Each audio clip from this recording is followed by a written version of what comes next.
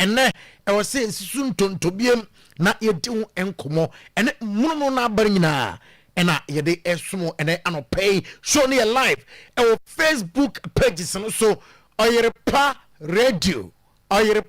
radio and afi Oyerepa TV Ghana ningina bonom okwa obehye no comment me boss player abetono boasa kenkan ningina ete ama sede se ene sede efota Mr. Eugene Poku striker head of sports for Promise Media. Boss, good morning. Morning baba bibi aboko nyame adom kaka yes okay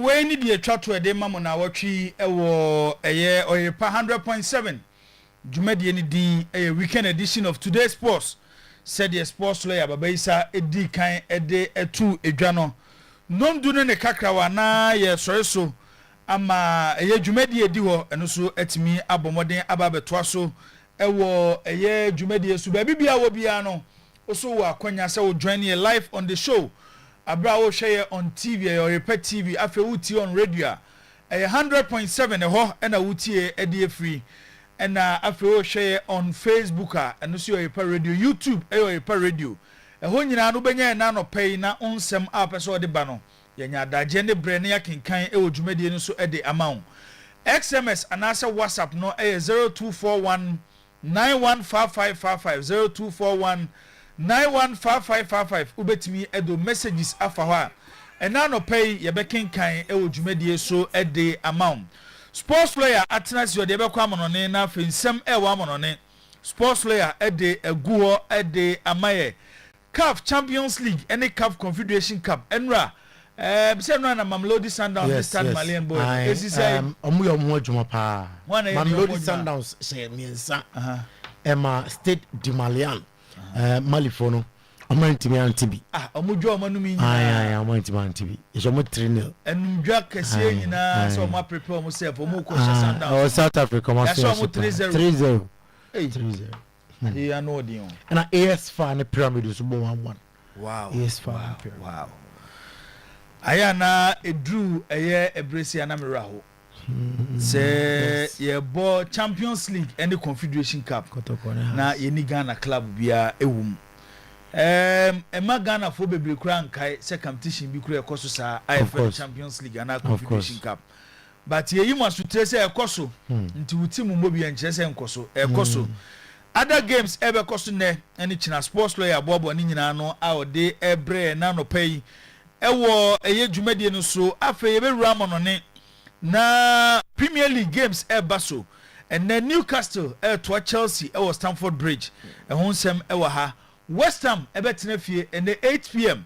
or more and Manchester City and the ebesieni Arsenal so bebo against Everton way any games aka Babaisa sports lawyer de eba ura the Spanish La Liga Real Madrid ebo Elche say ene no mbosa game no na ochina wia FC Barcelona tenafi nom ne Sevilla e de esieni na ochina ena Barcelona so omo elections no ebekoso enti owura ani din e de Laporta ena fe Victor Font ena Syria omo nipa mi ensen ena ye se mu baako ebetimi abelidi e Barcelona club no asat enu anajo baba around 10 p.m.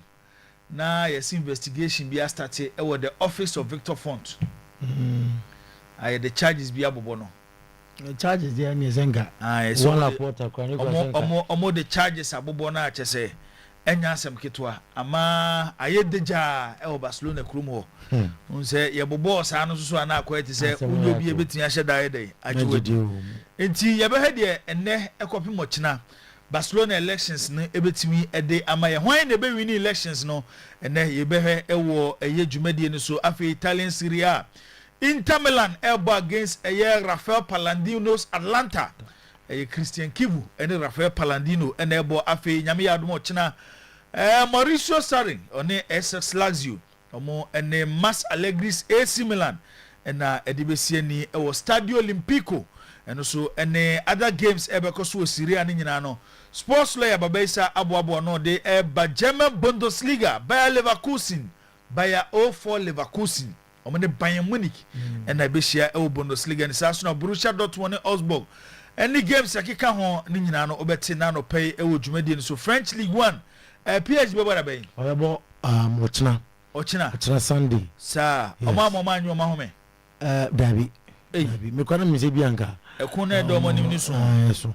okay bɔmɛbɔ okay eti Paris Saint-Germain ɔmo ne Nantes ɛna de ebesi ani ensɛm ni bi ɛka ɛyɛ games ɛba so over the weekend Pep Guardiola ɛsɛ na ɛsɛ ankɔ yɛ dia na ɛsɛ Manchester City ɔmo jitum sɛ Premier League no ɔmo entimi ɛnkɔpiti Mikel Arteta sɛ ɛden but still ɛnɛ ɔmo ebedi nkunim ahead of ɔmo ne Everton game no Liverpool ne and slot nsɛnsɛm ɛwɔ ha Tottenham Hotspur Tottenham asɛm na areho baba isa yes anope na yes too much ɛno anam ehwɛ ɔmo list no about 15 first team players yes ati so bia start wɔ Tottenham yeye anope kare asi Mickey van de Ven ne Romero nyina so amo nyina so ɔmo yɛ out of the game na Tottenham asɛm no sɛ ɛyɛ Ghana ha ba bi na ɔmo wa nke bɛka so bia to ɔmo duro onim sa oh yes ɛne dia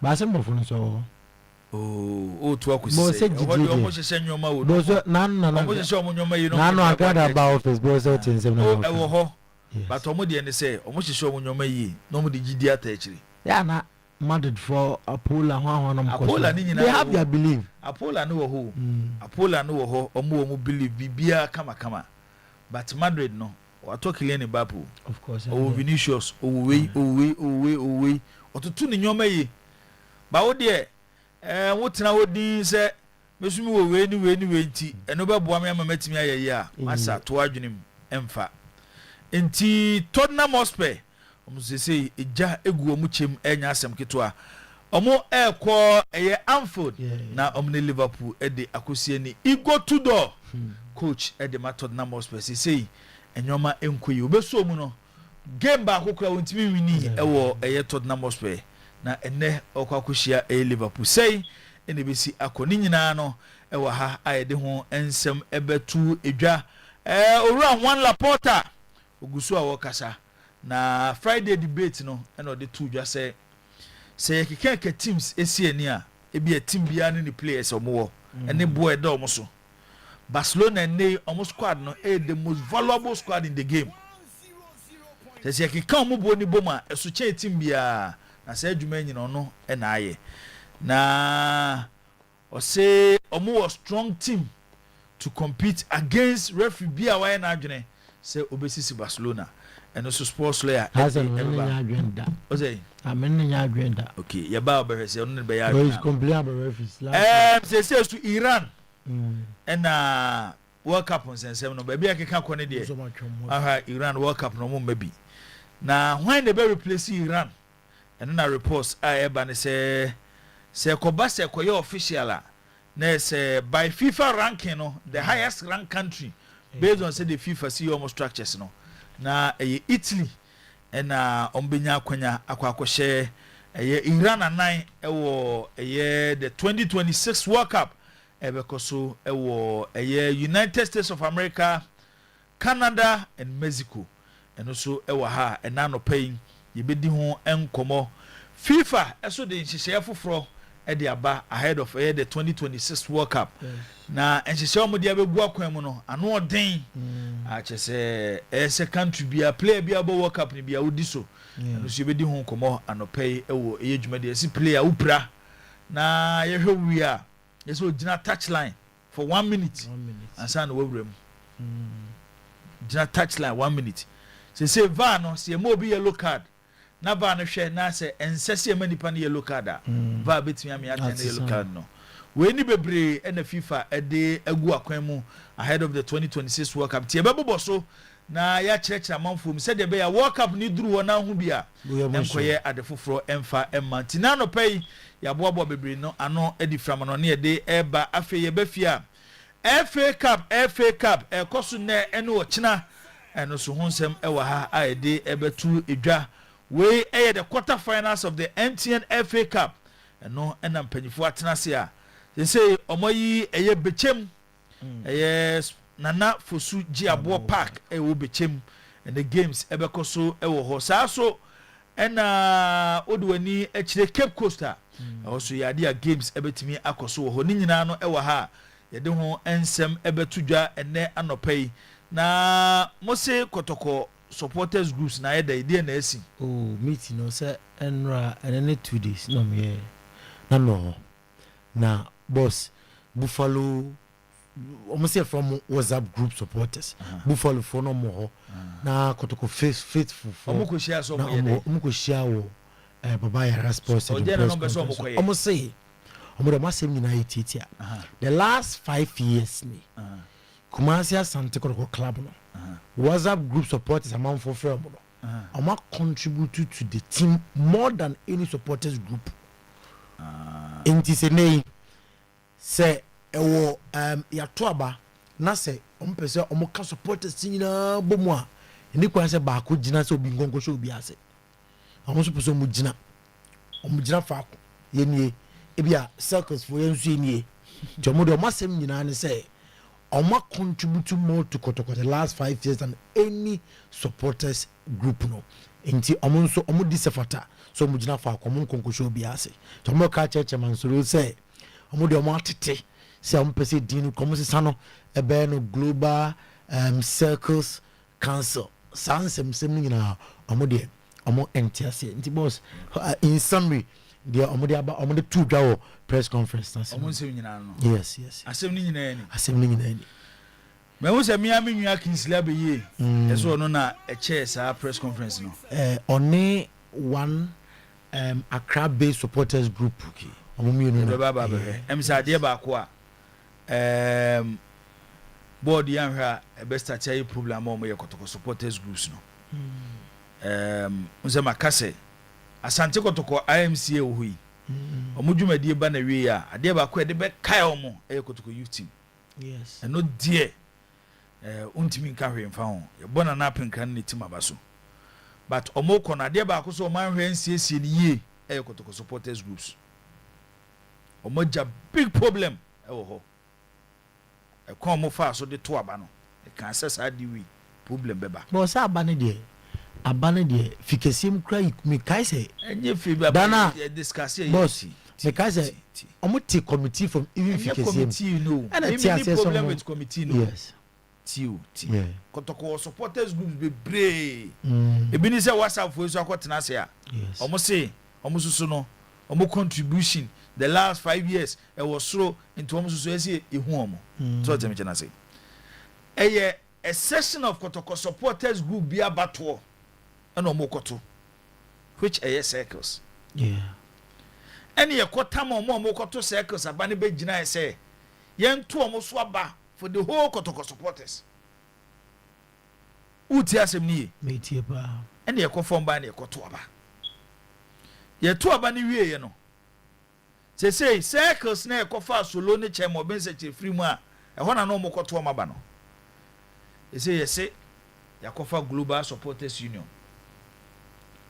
we susu onam ha we susu onam say circle for say ko yi chairman nyina baba say problem boss me kai say dana omuto abani we no we asema na pinkra ene oru asafuduku eretudwa oru asafuduku ka sara na o che say ompeso mo ka Kotoko mo transe hu say Kotoko supporters ni nyina so mo kombom to ma komu nyina bo no mind global nti very soon constitutional on the babonten eno ye emra omoto abayi chamonofusu are na na pinkram e den same way tudwa so was I think it didn't there e bit my home a problem say there be asem fufufu mu ba nti ye bedi ho enkomo na no pai e wo eye dwumadi ni so head coach Edema Crowds of Folk Masud Didi Dramani ono so say modi ato eye has MD anim se enei ohwe eye players e wo has a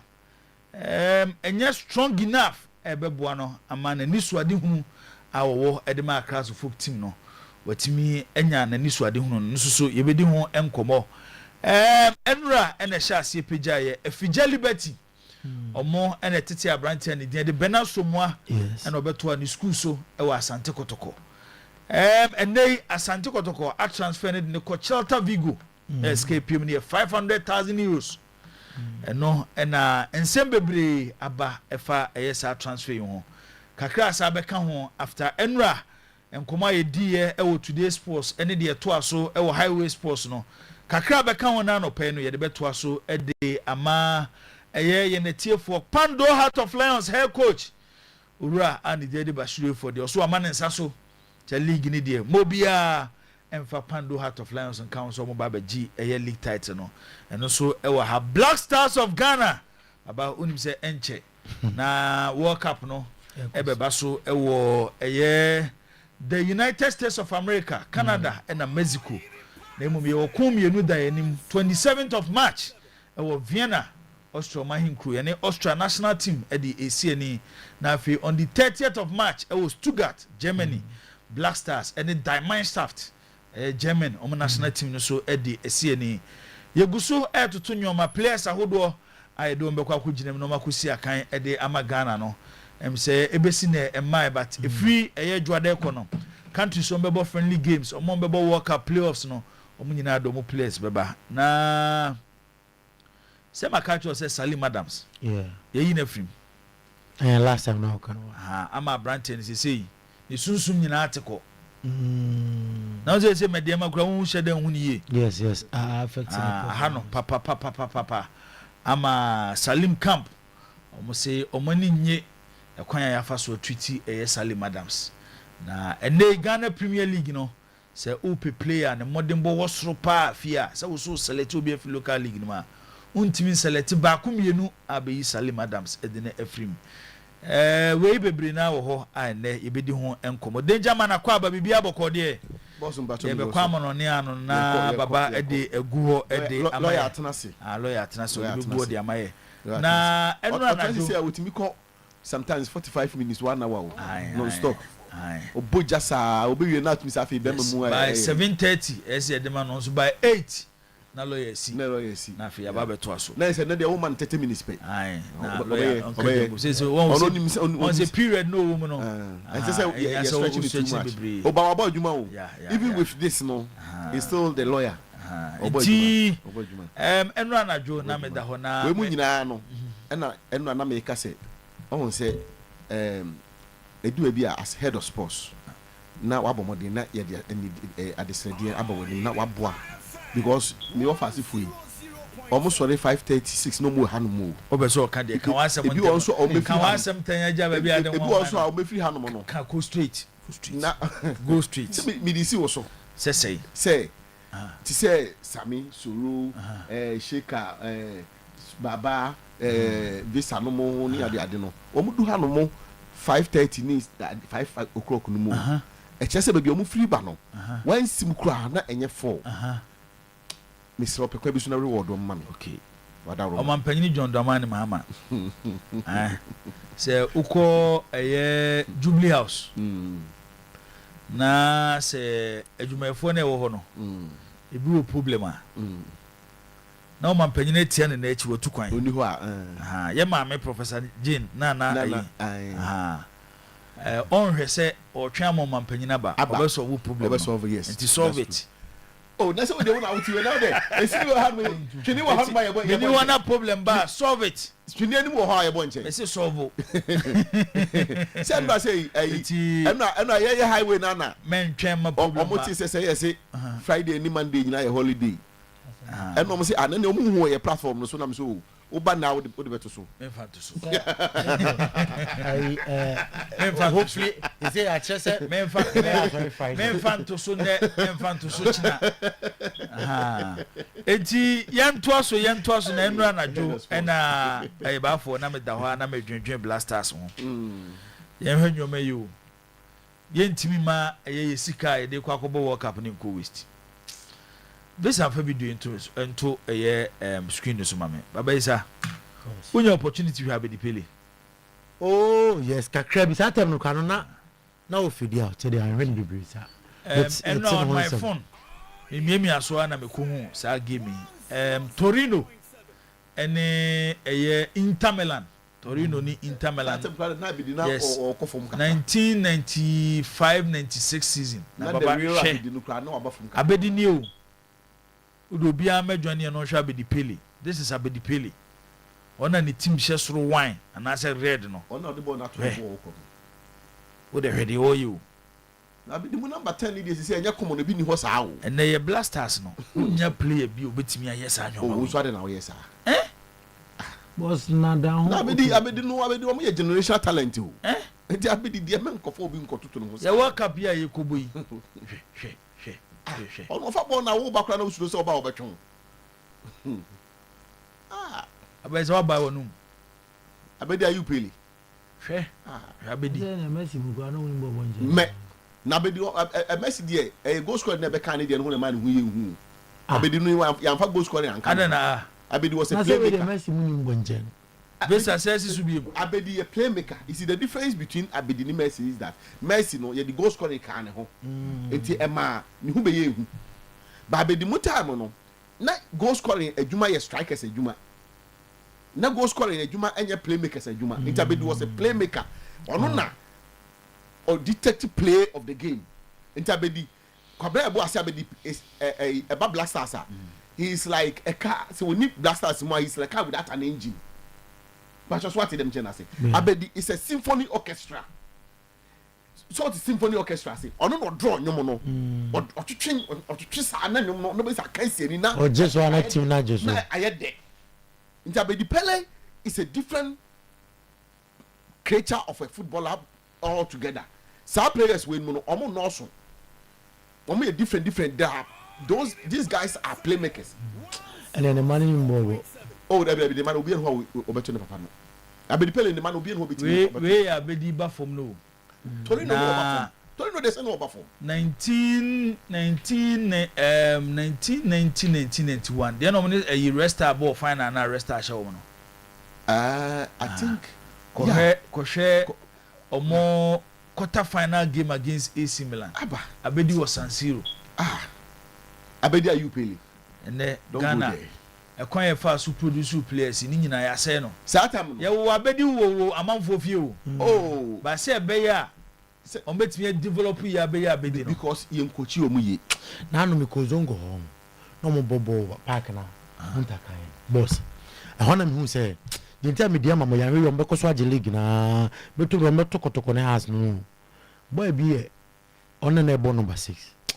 Na boss bona obon nti we wo bo on na mfija boys say aya no tide bia aya no to be fana ko sisi ayi no yama o say de bia me nua ba se kan asem bi na no me ni papa bi di nkomo and we came into that conclusion emofo no hu say ba natural skills here the skill set out would demonstrate on the field of play no yeah more gifted esne wo mo and under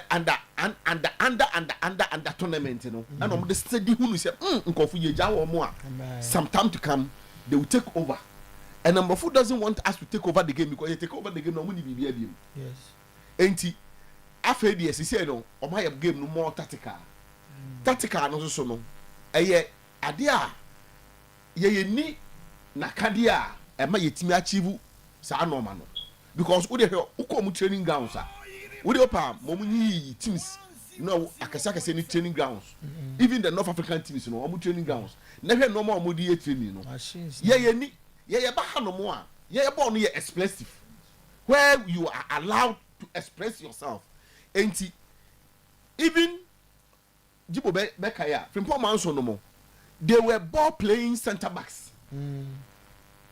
We have your near center back or a defender where number 5 but on the ball or better matchon or better good pass even though your the likes of Stanley Abraham mo Yaya Kasunmu no mo ye number 6 omo hoden but Abdul Kalim and Razak ni the full name is saying the golden boy yeah.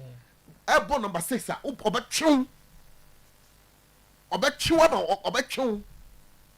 and then number 10 cry entry what I say. There's some system ni year fimu. And then number 10 American say number 10 crime drink.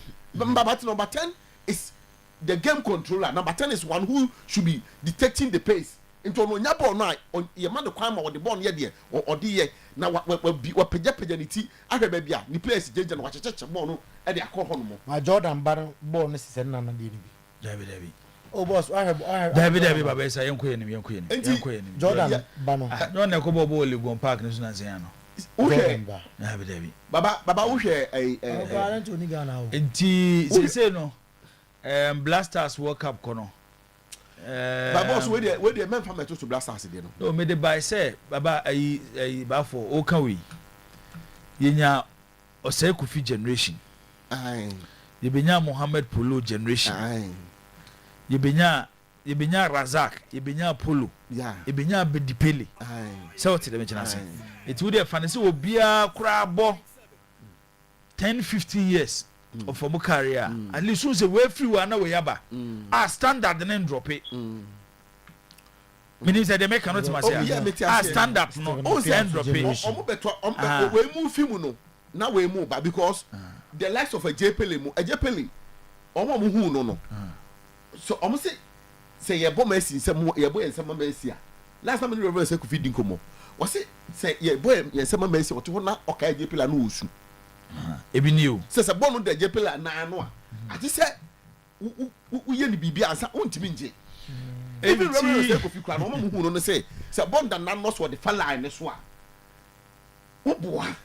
Nti baba omo manya ye omo hwe ye TV Facebook for ne fanche omo complain am say dey we say hwe ne ye hu anka is my Facebook for the baby omo complain omo say say ye fair to them inshaba kwesi dia ba boss so for 7:30 abo so we papa hu yeah 7:30 so we Poku nti 7:30 abo so even baba ye kwa mono ne so do the brand shamukui ye kwa mono ne but ye kan nyina one player bo Ghana etim kan generation ye ni di film Asamoah and also generation ni dey na buy Asamoah e striker we are talking about ono so be ya dey say koyi e department ono yes of course ye kofa Ghana ne England so do dorme ye Ghana ne USA so do bo free kick to atena o kai work up from say 2 hours yeah best strikers ndi ono so is one player. Okay, in the generation ono so ye bi yenkwa amono ne ba for ye twa so yenkwa amono ne aba na ye ba na afi aba betoa enkomodie no eso baba isa de ekọ mame emfa we abushwe yes or say good morning. Saturday morning without Oyerepa passports is 0.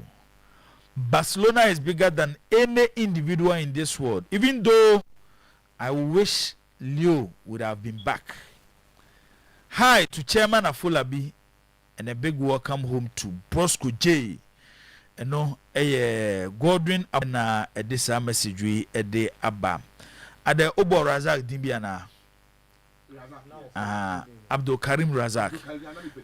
Randy Muller at the Free Old Town Stadium and Odiaba Yadase Randy Muller for your message. Sasuna Tebi or no so at the message about Tebi Yadase. Amponse J or say we shouldn't forget Opoku Sampeni Maradona. Say first African best footballer no. Near the France Football Magazine and a calf the so tell me say say Poku into when France footballer France football omo the African best so when bi da Africa there no and a France there no defense yeah but then offer players na who obi obetimi compete for Ballon d'Or when him say 1993 is it 1993? Yes, either 1993 or 1994. Ye FIFA World Football of the Year. They been see Africa down. Yeah. Ghana they be the first country in the history of FIFA World Football of the Year. I 2 Ghanaians in the top 10. 2 Ghanaians in the top 10. Yeah. The BC that. The BC that, yeah. Africa hanging on the BC that. FIFA World Footballer of the Year. Unfortunately, Abedi Pele and Tony Yeboah. Yeah. But yeah, the next African Footballer of the Year. No. Unfortunately, you know, word best name dear. Upon we are not the first African footballer. The man in G and soon say, upon we are J, a Ballon d'Or, a J World Footballer of the Year, like Ballon d'Or. No. Now I'm far players are almost free outside Europe. Yeah. Ubetia Bobo Europe. But when you're European, young farmer. Wow. Now come. The Bray be a mono. No point, but say yes, apa. This is 1993. Bobby the Pele ball from 92-93 was as yeah. Naka would deserve. When I'm the Petit Pele. Yeah. Sir. Yes. Now, 93 now. Marseille share AC Milan. Oboko na bia Basiboli epem share no. Yes. Yeah, Abedi Pele was. And the Champions League no. Abedi Pele was. But here near the FIFA World Best 1993 the Roberto Baggio. Yeah. And was a Ballon d'Or count. Yeah, but because Juventus edge UEFA Cup. Baggio was. But Marseille Champions League. Yeah. But will be the UEFA Cup DJ World Best. Oh, Baggio was also Baggio was too much. Roberto Baggio with his ponytail, he was too much. It's when some ahodo any aboabo no aye de ebremo na no pay. Baby I will be anu betia to ankomo so e wa bra wo hwe show no. For messages bra 0241915555 WhatsApp and I say XMS. So as na voice note and so obetimi dia fa the same number now the aba ni nyina no ye beye ewo eye dwumadi so ede ama babaisa sima aduasa edi anim de ekwa amano ne na afi ensem ewo amano ne nyina no wohwie ede eguo ede ama enti yemfa wei ema sports layer tata baby IAD 100.7 yes. All right, inti anopay yamwe nyina special good morning BM na yamwe wakwa ba marasan so ye kunko funkro so nsamwa yansaka edi adencheche na ebumfumpa onko funkro so ye de honsem atu wanim enne anopay ensem na de doso de disafata se uhwe na utie na ye de esum wo abusia show ne live e Facebook pages no so that is on socials no Oyerepa radio Oyerepa TV Ghana Oyerepa radio and answer Oyerepa TV Ghana na wase na wa comment me ba na the boss player to no bossy akinka ni na ama said say ene said e fata and I not pay e be say at the games outdoor over the weekend etodram na enra the Cup Champions League matches mienum na etimi atop them ene matches ni bi e ho san na ochena games no e be si akọ Confederation Cup ye de honsam abeto so na ye be say at the Cup Champions League fixtures and results no enra Mamlodi Sundowns etrafie ewo Loftus Versfeld Stadium ewo Pretoria South Africa women semiensa Start Malien entimi anti academy game and watching men front to him say ASFA and Pyramid FC ewo 1-1 and round way 2 games and a team atop them and then yawo RSB Bakeni on a Hilal Abduman and a album Start Municipal de Bakeni and a game no a team atop them now for Ochnam Esperance de Tunis and Al Ali and the Abani Abusiam way and games over the weekend our Cup Champions League and Ochnam Confederation Cup matches about team atwaso and then Confederation Cup matches no Eshasiem a Otoho di Oyo Woma and Zamalek and the bomb Start Alphonse Masamba Debat Brazzaville Congo and a sa game no a team atop them Mastery and CR Belouizdad and a album New Shoes Stadium Shoes Agents and a sa game no a team atop them watching your AS Maniama Union woman USM OJ and a album our Start TP Mazembe Lubumbashi Congo now for Oko Olympic Safi Amasya woman with that athletic club and a bomb our Start Masarira ɛwɔ Safi Morocco ɛna saa game no ɛbɛtumi atɔ fam ɛde nyinaa ɛto anim ɛnɛ anɔpɛ ntɛmtɛm sɛ yɛhwɛ French League One ɛnura matches no bi ɛtumi ɛhyɛ aseɛ na ɛnɛ ebi ɛwɔ hɔ ɛyɛ week 26 of the French League One na say ɛna fixtures no ɛna results na ɛteɛ ɛnura Amin Guri ɛna nya the only goal ɛma Olympic de Marseille ɛnura wɔn ne AJ Oxe ɛde ɛbɔ anim game no ɛyɛ Start Velodrome Marseille Kromom ɛna ɛtumi ɛtɔ fam a yɛtɔ nsɛm ɛto anim ɛnɛ anɔpɛ na ɛnɛ ɛyɛ Memenda Lorraine ɛne Lens ɛna ɛbɔ ɛyɛ 4 p.m. na Angers ɛne Nice ɛde abɔsom 6 p.m. Start Raymond Cooper AS Monaco ɛne Brest ɛbɔ nɔngɔtwe ɛbɔ pɔn sima enum anwummerɛ a ɛna saa game no ɛtɔ dwa ɛwɔ Star Louis Day Monaco Kromom ɛna saa game no ɛbɛtumi atɔ fam nyanko Pombo wɔkyerɛ Strasbourg ɛne Paris FC ɛbɛbɔm ɛwɔ Stade de la Minao na afei Le Havre FC ɛne Lyon ɛde abɔsom na Metz ɛbɛbɔ Toulouse ɛyɛ 4:15 p.m. ɛwɔ Stade Saint-Symphorien na afei yɛnya Stade Rennais wɔne Lille ɛna ɛde ɛbɔ so 7:45 p.m. Ranjon Park Rennais ɛna afei Paris Saint-Germain ɛne Nantes ɛbɛbɔm game no ɛnura na ɛka fixtures no home na otwa fixtures na according to report no it is postponed and ɛyɛ report a ekutan ɛnɛ anɔpɛ dinina ɛto anim say na table no esi ɛteɛ Paris Saint-Germain abusiam wɔn ɛna LJ with 57 points Lens ɛto so mmienu 56 points ɛna Olympic de Marseille ɛbɔ na match day 26 or 49 points plus of 22 goals ɛna Lyon ɛto so ɛnan Olympic Lyon about 25 matches with 46 points plus of 13 goals ɛna Rennais ɛto so enum with 43 points na top scorers no ɛyɛ Mason Greenwood osiakan ɛma Olympic de Marseille wɔhyɛ 15 goals afei Panatili ɛwɔ Strasbourg 14 goals ɛna ne nsam ɛtumi aka yɛde ne nyinaa ato wɔnim ɛnɛ anɔpɛ ntɛntɛm so yɛnhwɛ Bundesliga na matches a ɛto dwa ɛwɔ week 26 no mere to anim sɛ ɛnura yɛnya Borussia Mönchengladbach a ɔtena fie ɛwɔ Borussia Park ɛte St. Pauli ɛnom na ɛka mmienu a St. Pauli forum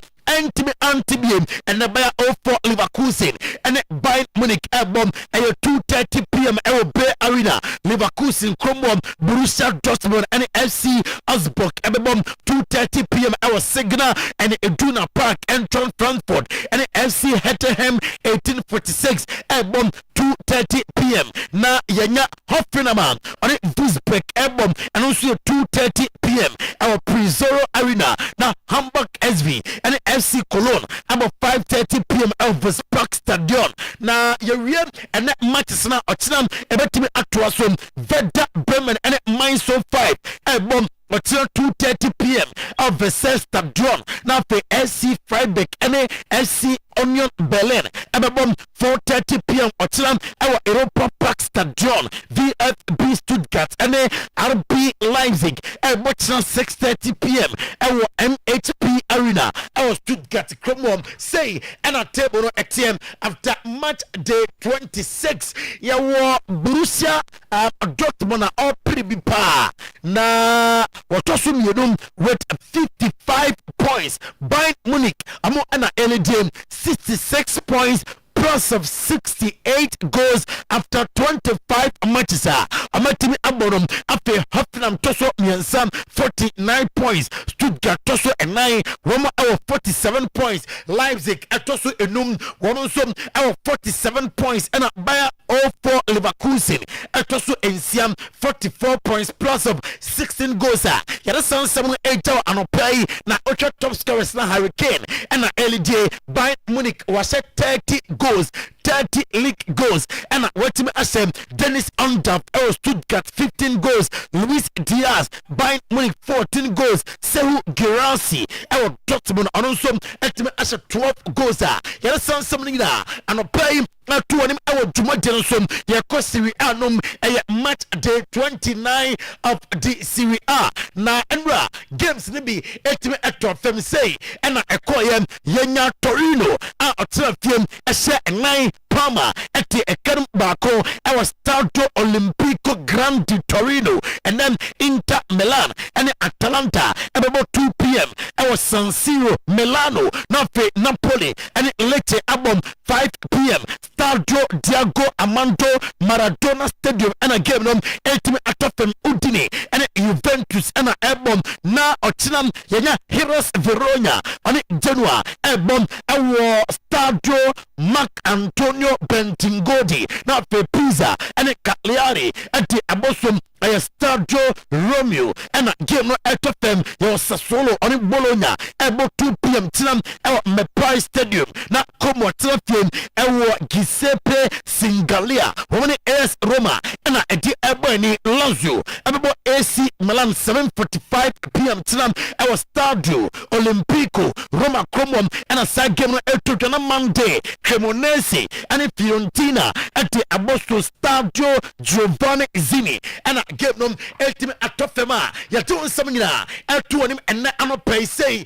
and a table esi etie ewo Serie A nom ya Inter Milana after 28 matches 67 points and we won AC Milan toso mienum with 60 points Napoli toso miensam 56 points Como atoso 9 51 points AS Roma atoso enum 51 points and afe Juventus atoso ensiam 50 points Atalanta atoso ensom with 46 points and opay Yelson Samu Ejawo Lautaro Martinez of Inter Milan as 14 goals Nico Pass Como 9 goals Kenan Iyadosisia Kai Emma Juventus 9 goals and afe Ukemwa Rafael Leao 9 goals Rasmus Højlund Napoli also etime as 9 goals and opay yade table at the Amawo yade top scorers of the Serie A and a fixtures nina atu anim and anopay yanko Spain now fe yanchem the Spanish Primera División Santander match day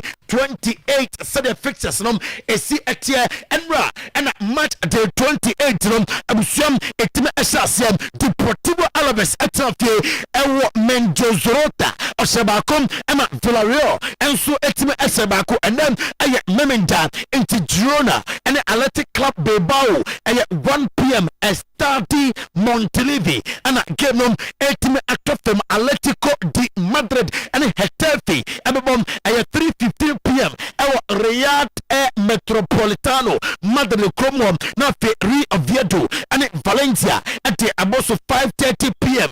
our Estadio Carlos and a game nom etime atofem Real Madrid and Elche abom 8 p.m. Stadio Santiago Bernabeu na fem odum for dumia and Tottenham Real Mallorca and Espanyol 1 p.m. Estadio Mallorca Barcelona and Sevilla and abom our Sportiva Camp Nou na fe Real Betis and Celta Vigo about 5:30 p.m. our Cartuja na Real Sociedad abom Osasuna 8 p.m. our Donostia San Sebastian na fe Monday Night Football Rayo Vallecano and Levante abom 8 p.m. our Estadio de Veracruz and a game nom ebetime atofem say and a table room esi etie FC Barcelona after 27 matches in the La Liga 67 points and a Nensa etime akam Real Madrid tosum yodum after 27 matches played 63 points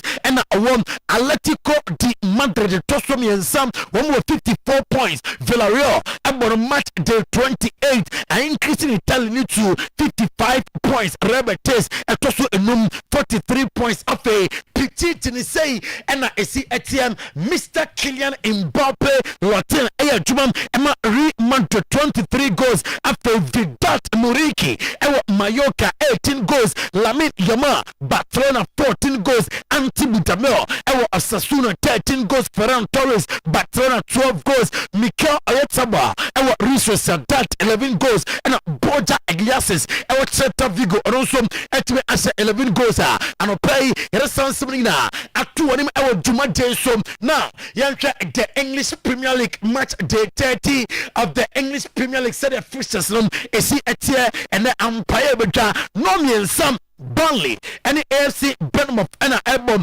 our 10th more Burnley England Nafe Sunderland and Brighton album at 3 p.m. our Stadium of Light na Arsenal and Everton at 5:30 p.m. our Emirates Stadium London Chelsea and Newcastle United 5:30 our Stamford Bridge also London Nafe West Ham United and Manchester City 8 p.m. our London Stadium Abusiam Nankupobwa Otinam Crystal Palace and Leeds United 2 p.m. our Desires Park London Manchester United and Aston Villa Abebom our Old Trafford Manchester Cromwell Nottingham Forest and Fulham and 2 p.m. our the City Ground Liverpool and Tottenham Spurs our Anfield Liverpool Cromwell Otinam 4:30 p.m. Monday Night Football Brentford Everton our G-Tech Community Stadium now I'm gonna Overhampton Wanderers at the Aboso way at the matches Ebeto Jam our English Premier League match day 30 table room Arsenal and LED yes after 30 matches I'm at Aborom 67 points Manchester City about 29 matches 60 points Manchester United at also Miensam 29 matches with 51 points Aston Villa at also 29 matches with 51 points Chelsea at also Enum with 29 matches 48 points Liverpool at also Ensiam 29 matches 48 points Brentford Tosom and so with 29 matches 44 points Everton Tosom 43 points 29 matches and Rabo AFC Bournemouth Toso and Crow 40 points about 29 matches and a Fulham at Toso Edun 40 points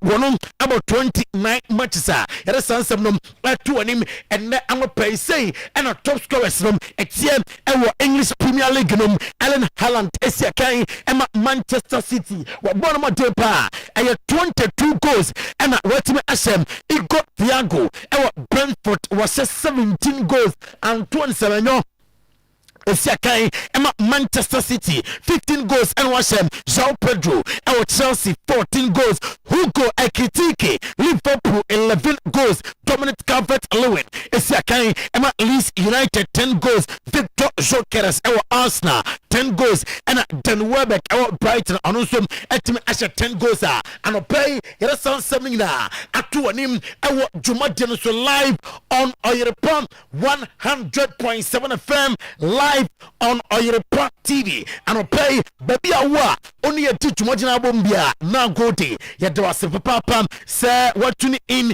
to Oyerepa TV and Oyerepa 100.7 FM now show them our socials no so Oyerepa TV Ghana Oyerepa TV Ghana and after Oyerepa Radio now kwa our home quick because na abusuam metro so menye wemfio quick na fe mentro so emfemfio say happy birthday to Rejoice Opoku a Franco Kodie from umame and afi opapa and a Queen Latifa and they so happy birthday enti ahonsam enom yeko na fe ato so ete afi hom na abusuam metro so de afi ho no mame ko England na fe minim komom ewa England and pay Pep Guardiola a boss Emma Manchester City na Pep ade atujam sa ono Champions League we nya sem fofo walusu Champions League matches bako mienu atotos wenye the first Champions League gamer wetime alusum enti okam obi atimate sa Madrid game de amane two match against West Ham United a league game amotwa sem kunumtem abeko enti amamo come back against Madrid and also munya boche sa yebo game no wie against West Ham ye wie na mbuseme Madrid game wasema mayima no now de enya Madrid asembia Mikaga onom ade atudwa sɛ Unai Emery ofiri sɛ with nneɛma kakra bi yɛdema na ɔbɛyɛ the perfect manager for Manchester United ɔbɛtumi ade Manchester United akɔ bɔhyɛ asase no so wɔse wakyerɛ sɛ hwie gu a ɔnim hyehyɛ ɔyɛ good manager baabi a Manchester United wɔ sisi anom ɔbɛtumi ahyehyɛ ade club no ako ade akɔ anim Tommy Carragher ne nsɛm ɛnonom Liam Rosino a ɔno ɛyɛ manager ɛde ɛma Chelsea ɔsɛ nukranie ɔno deɛ deɛ ɔka nyinaa ɛne sɛ this is football sɛdeɛ ɛsi yɛ ɛwɔ France ɛma no lusu 5-2 no saa ɛna ɛwɔ London kurom hɔ ɔbɛtumi ayi Paris Saint-Germain film na mmom ɛyɛ league game ɛna over the weekend waka ɛde akyɛ ne mmerantɛ no sɛ ɛbɛtumi save the situation a gye sɛ afei yɛnwɛ 2025-2026 no na yɛka teams a wɔn ɛbɔ Champions League a yɛka ho ɛtumi nkɔba sɛ Chelsea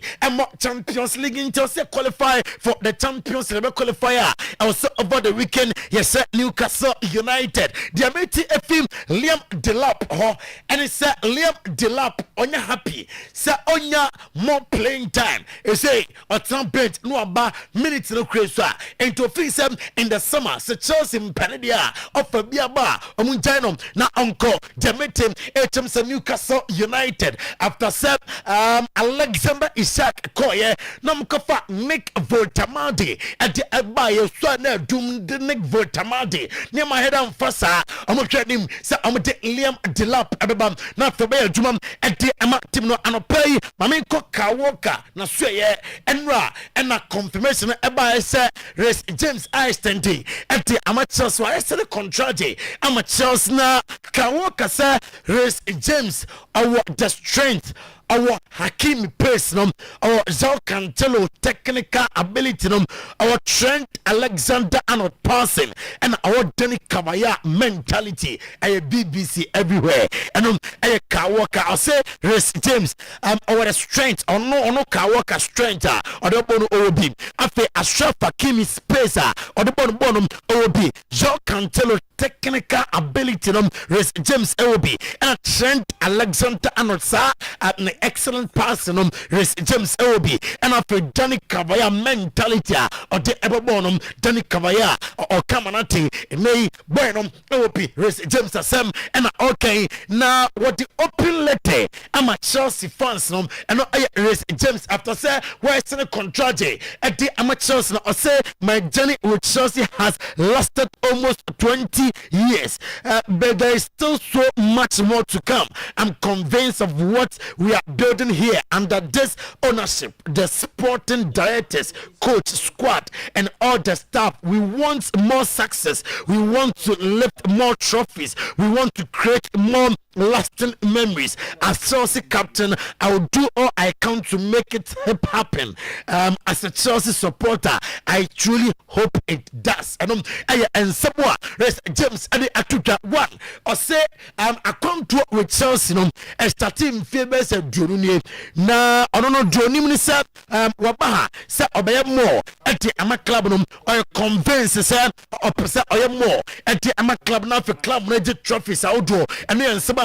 And no, if you want to jump and then pay na Abusiam Ukowa, na say Eddie Howe on facing Chelsea, and I say mental challenges our game na Johnny Minisam a difficult game a gamer a bad any gamer or Stamford Bridge or say a mere formality at a club a gamer or free sir I was certainly players a Barca return like an every team now pay about Chelsea January now pay about Barca UEFA Champions League round of 16 second like and home and then smart Eddie Howe at the come and then I'm pay imagine now here to stay and no I Race James Yansha and Ra after set a contract at the amateurs now on the Nam Chelsea trophy cabinet war na Yansha born in London or didn't come up here Yansha their course in TV.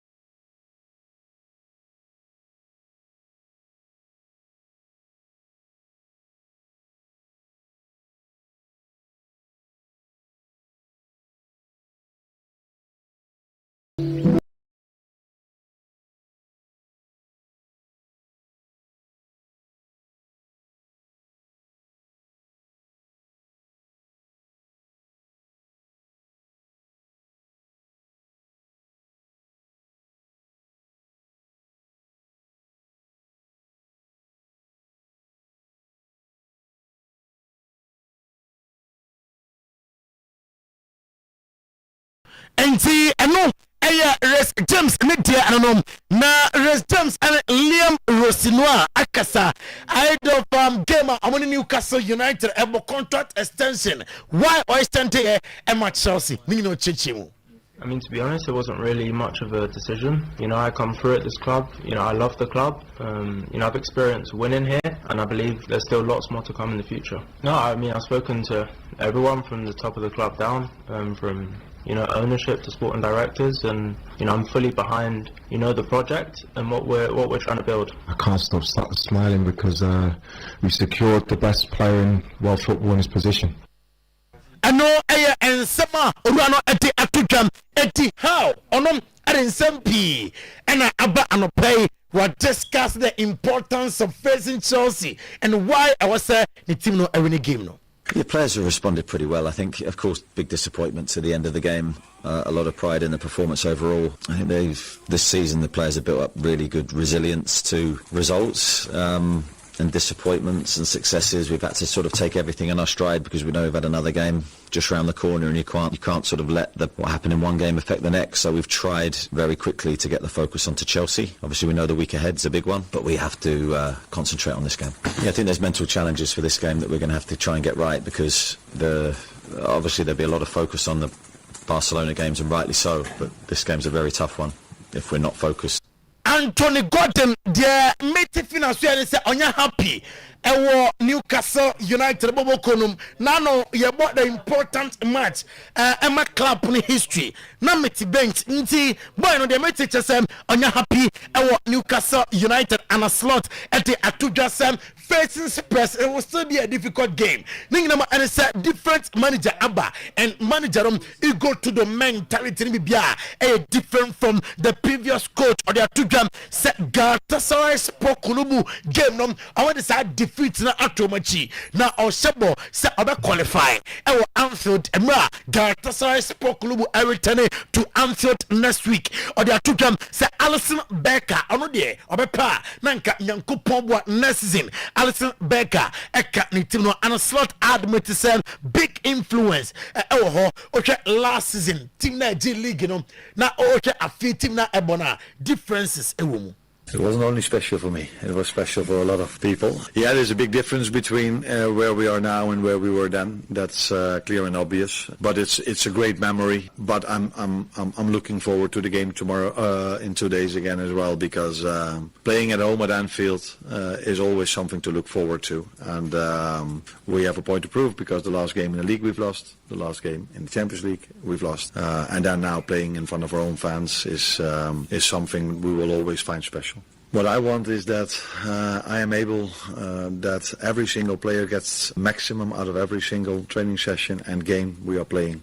Now, don't your boss like say, are you happy winning trophies? I do personal trophies. No, I can say, I'm betting my anti-beam a fee, and then smart or the atujam. I want to model so my Carrick say on Jadon Sancho, and also not surprised about anything. Jadon Sancho, in football, sometimes it happens. You have a talent in a party. See, as a talent to be from a bar. Boy, it will be. I am never about community, and I'm a talent room. Young to me, and who ye, Michael Carrick, the atujam. Ayana Nanije, so we say the likes of Morgan Rogers more doing so well. Yana Nanije, okay, Aston Villa team no players are fee, one more team club now, and also a can be Michael Carrick on gamer on Aston Villa and I'll say one of the biggest tests at the Emmanuel on Michael Carrick, and I believe when they say our GTM, our Manchester United players, so I'm betting from at the Ama club no matters and delayed are you close to return from injury. And no I reporter Michael Carrick at the training or say Enchebia matters delete by returning now obey Jumam at the Ama club and any other interesting injury update our United or Jumaye. It's been a good week. Obviously the result was disappointing in the way the game ended. It was obviously disappointing. I think we've kind of digested that and looked at it and learned from it, and trained really well this week, but I was itching to get going on Sunday now. In terms of the team, Matthias de Ligt, Mason Mount, Lisandro Martinez, are you able to offer any guidance on when they might be back, or are they back? Diamete HM sa in summer Mason Greenwood efi Olympic de Marseille na yes top club be any Olympic de Marseille for team come on Omotona Manchester United be receiving 50% of the money. Unai Emery at the Atujasa on Manchester United and able on Sunday of feel confidence the boys afi sa Omotofa a Benny ya papa a sense of performance Omatana team also Mikel Arteta I say games are account Premier League numina wakani atena boys say a finals okoba for sure team say we a final me ba me sha magic trophy and we Mikel Arteta means Mikel Arteta on Bukayo Saka mon focus say Bukayo Saka dena emfa entibeyanka manentrose na noni madoa can start games and I say I trust Bukayo Saka and I trust Arsenal player bia obenya akwanya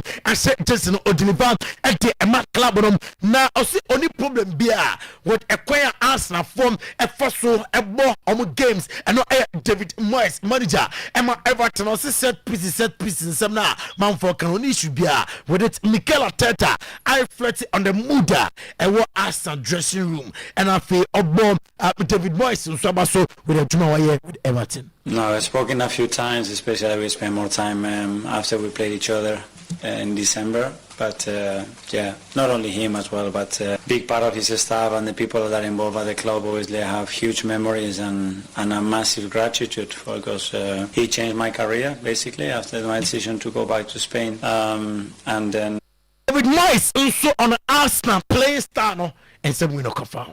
Well, what's up with any of those things you say? You're making it sound as if that's a problem because they're good at set pieces and they're a strong physical side, which I don't see any problem with any of that. It's part of the game. And if there's this thing out there where everybody has to play the beautiful.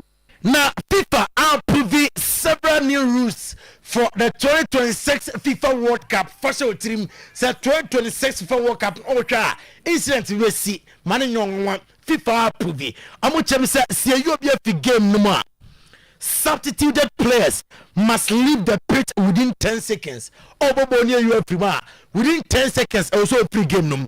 Say 10 seconds na free park no so.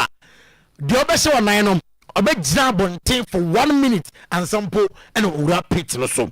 Throw-ins must be taken within 5 seconds. Otherwise, opposition goes to the opponent. Say your game. Not throwing back. Yes, I feel number 5 on a jeja home within 5 seconds. 1 2 throwing now.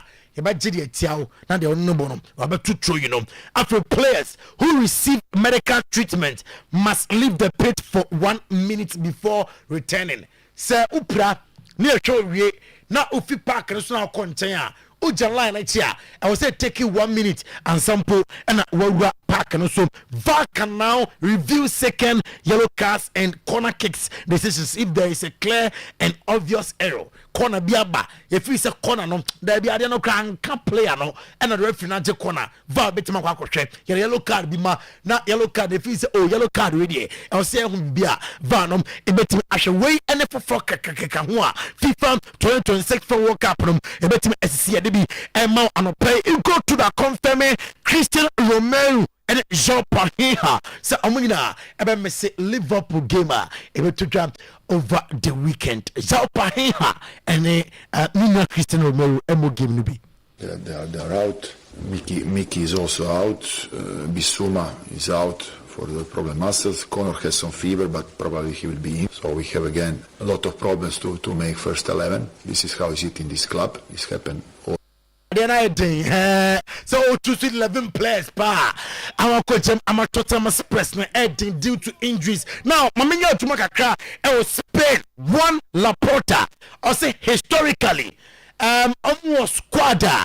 Emrebia referees best sorry. Say I want the team Barcelona no squadra. Team the Giano and what to Poku Basi or the two jam say yana ya set the team no entity more the Spanish Copa del Rey final. Now I was so much league at the Emma France no Rune Badeji. I say only problem be onya playing time there. Na so playing time na onya nyinanom or believes and kakra. Ebetim after one Laporta and Marcus Rashford future at to say and what Laporte Chemsa, Amudim Komo, na Nina, I was sporting director Deco, officer was set a for another loan Yama, Umbetum Komo United, I was someone turn permanent and so, Umbetum and Komom, Jamaica Chemsa Deco, episode 370 million pounds for Alexandro Bastoni, na Matthias Almeida, or your manager, Emma Sevilla, or say there was.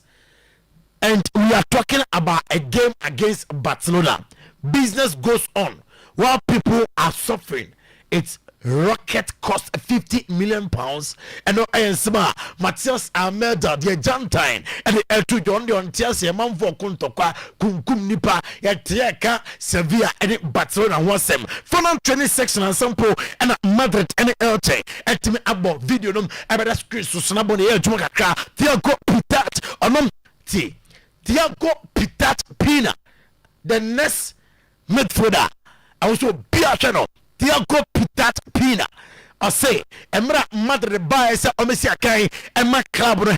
Now, to another Madre Semesia Kai, I was saying, uncle, and Oda, Avaro Abelua, and after the Spanish players, no more Madrid Nina, I say a lot, and I'm with the Emmanuel Store. I was improve Madrid. I enter negotiations for Ibrahima Konate, representatives. I'm here now. The son say Antonio Rudiger, David Alaba, and likely say Amina, and the team after a military. Ongoing injury issues ninti I want to be from Abeka no nkwa and center back Madrid ebetim atono Alvaro Arbeloa say I was amutin kunim against El Chanafe Yamakoye ati ematuna confirm say Mbappe is getting better every day. The mission is against Manchester City bonya time kakra etimi esia kan o chechemu na yentie manager Alvaro Arbeloa. Well, with the mentality that we're fighting for the league, we know it's a very important match at our stadium. We want the atmosphere to be very similar to the one we had last Wednesday, and we're also aware of the team we'll be facing, a team that plays very well, that probably deserves more points than they currently have, and that also made things very difficult for us in the first match. So we're ready to make an extra effort after the Champions League match, and we're very focused, very motivated, and fully aware of the difficulty. Well, tomorrow we're going to put out the best team possible to beat Elche.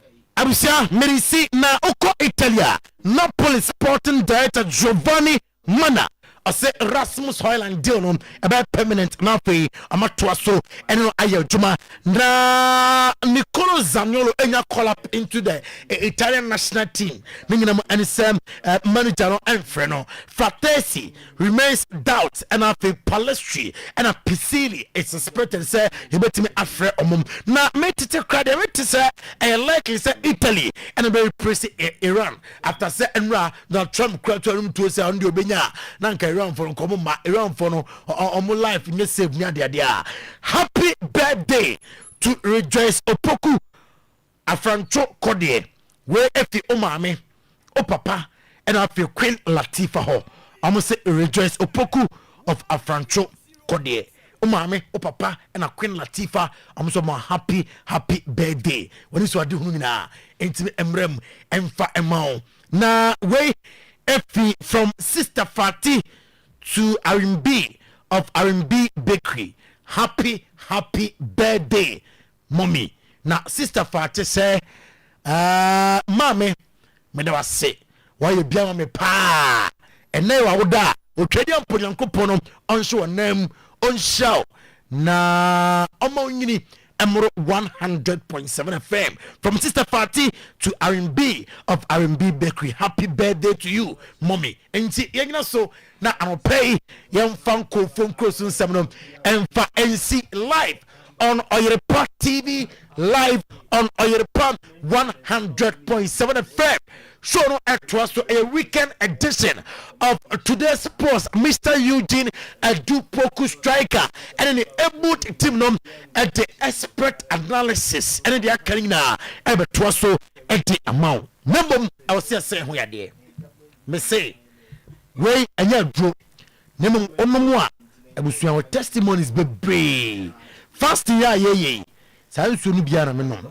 Now I'm pay who's energy jam na e kanjin ahomache no una ti kakra oboria na fe one kanjin mu ahoden Dr. Otorobo say honam a yana alkaline wom no saa honam no yade akwa bi ntime nchew ana cancer abechew enti kanje no tiawa etese ode ade efi agunsuom na ubunsuo bebre gumbo se ase utwa mo so no ntete omuma na de nsuo munum bebre ba ro se na yi ntete ne firi munum na yi ntete ne firi munum sa na kanjen isi etie ntianom kanjen energy drinking water tonic to the liver and Stivo good morning.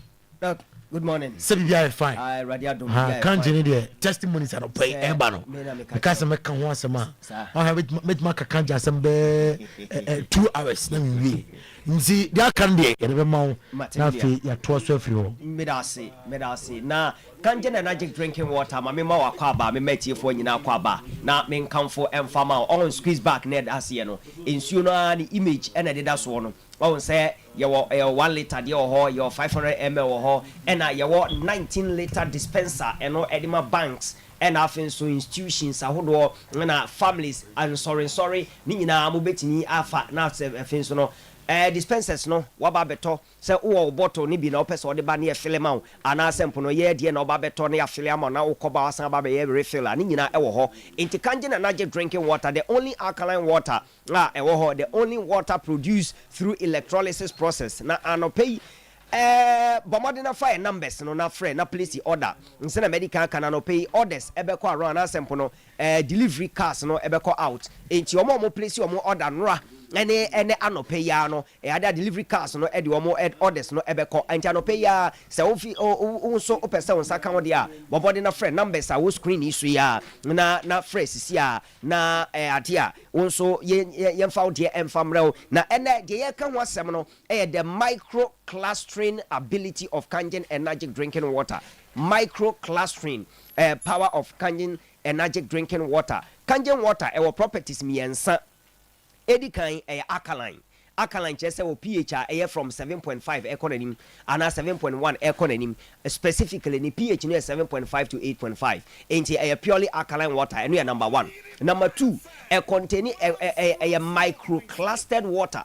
You can microclustered water nsuo no anyone yan kitten the molecules no small very minute nkitten enti nkitten saa no enu nti na ma obi asrade adon ni nipadua ma moja ntimi ne afurusane no onom kangen water no a enam so ana eboa no na ehuru finfiri ni nipadua na fe ni ntine mu atimi ada ho na ne moja atimi ade afurusane akwa ba senetie na numbers no meba na maba be kirem microclustering no ma wankasa wode wani ahwe mo hwe TV so mo hwe ewo social media so no the ben screen no ne yaba be kirem ye kan microclustering power of Kangen energetic drinking water na ye be kirem and the last property ni say containing antioxidants it just say negatively charged nsuo no atia negatively charged say ionize it and I say yakasa nsuo no oxidize ya na je say ewe na ache ti say na watwa pam na ho ana ni na ewe na ache Kangen water no ente saa enti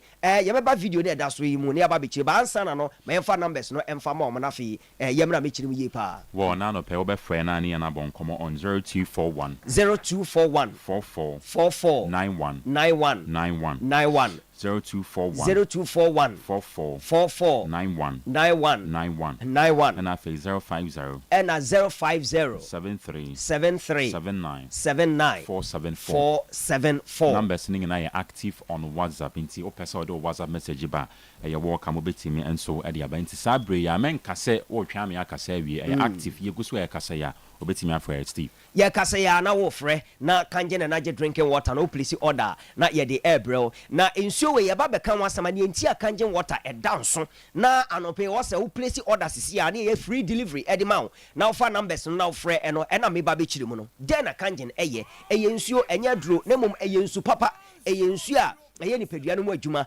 na one of na ho odin ba ko ene ye be kan wase frɛ no microclustering enti e be sha se from the basics ye kase nsuo ne ye nketenkete na negatively charged na ye pese e kire sen Kangen water use ade ye frɛ no electrolysis process na wo hwɛ video ye da screen so ma mo hwɛ TV so no social media no so na machine na dey produce kangen water no plate bi your friend titanium coated platinum plate sa titanium coated platinum plate no e wo negative poles and positive poles enti nsuo no wura machine no ma say na eye on say mfimfi no de air ti jan that's the electricity power no ewura mu sa no wo hwe nsuo na na graphics na atwam no wo hwe pole na on say top no your negative charge and down no your positive charge no ejina de ma acid a ewo nsuo no ene niam bi say chlorine enye emfa mani pedua no enti mra nsuo no ewura kangen water machine mu no plate na friend titanium coated platinum plate no eno na air split nsuo no nti wo hwe de na masse na ye red no eno gina ma acid ena de wosoro na ye blue and purple color no ena gina ma kangen energetic drinking water na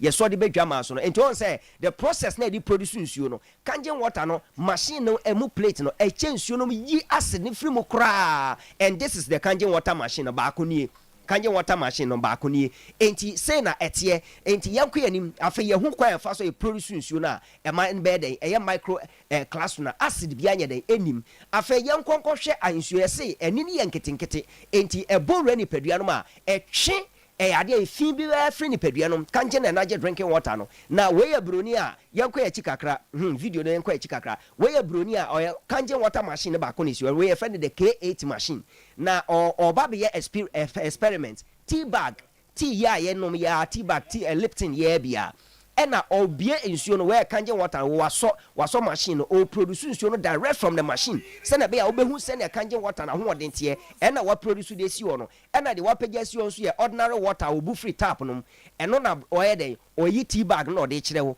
odi tea ni ba be hyem ne ya hwe nsuo no mienu nyina ye fancy ja so ba enam se kangen water na ni no eye nketenkete ekuta micro classroom property na that power no kuta ne ninti no etime twe ahoden efri eye nsuo no na ema ni padua nya pomden na ehuru finfri ni padua no mti ye hwe se sa na ti a enti or the tea bag krona and or the ordinary water no tap water no also oye ya hwe ama the same tea bag no and or the nu eye kangen water na obu efri kangen water machine no afi on say nsuo no automatically we fancy ja so atwenti no mu ahoden ni nyire de e de abama tea nsuo no aye yellow se sia okoso ya ebedi ama ya de sugar gum wetimi anom sisi a that is the power of kangen energy drinking water but ordinary water no odi shemu entimi anye den antwe tea bag no emu ahoden so that is the power of kangen water enti broni no eden ono so makacho se kangen water na eye international brand enti no oko Canada ewo US ewo Japan ewo machine and kaze free Japan ene ba so this is the kangen water machine no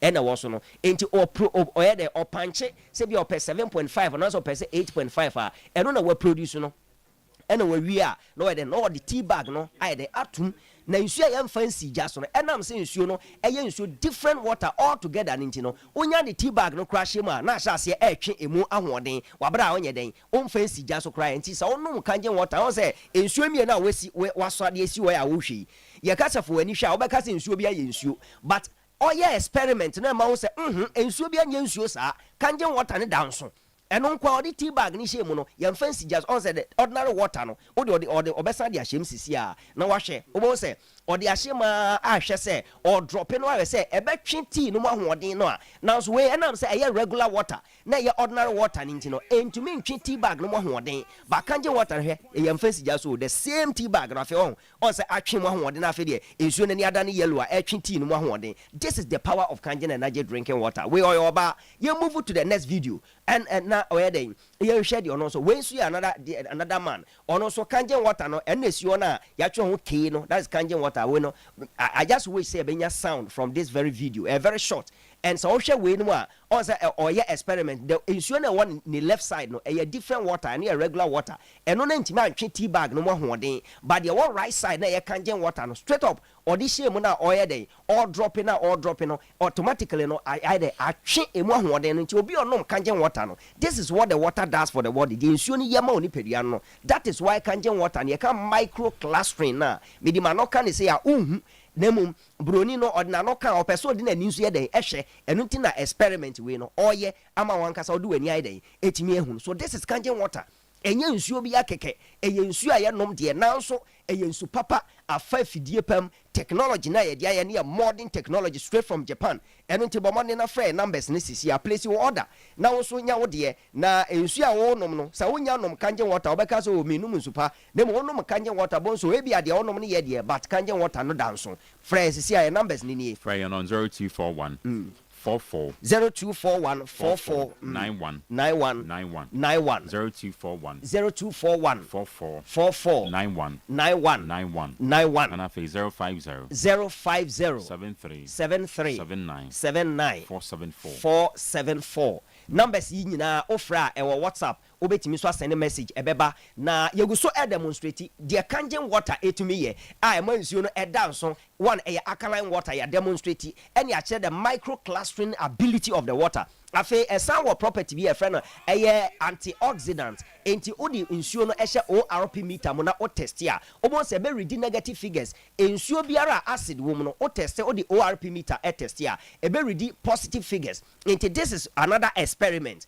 on kangen water machine no K8 no si ho no broni no e kire wo se kangen water machine enti be produce nsuo ahodo bebre enti on tube na machine ase no e ho na acid water na yedi ka hwe video na epam na namase no e ho na fefiri so afi machine na nkasa nie sa tube na wa ase no e ho na acid water ni free ba e na broni no waso no e na odi ORP meter na ahyem enti won say wo hwe meter no so a odi ORP meter no chiem no on say e ready positive figures afi tube na wasoro no eno na kangen water na ye nom na fam ba eno na wasoro odi ORP meter na ahyem so uzumi video na hwa on say negative eden minus numbers na nchen minus 75 something 5 so that is kangen water a purely antioxidant to hear esro na chart na down also say oxidation reduction potential ORP oxidation reduction potential ensuo no enye nsuo a we na ache kangen water ye nsuo a wonom a eyeden deal with free radicals e wo nipaduanom ama nipadua na yeden etimi konkan se na tie so this is acidic water no say e read positive figures negative ya na ho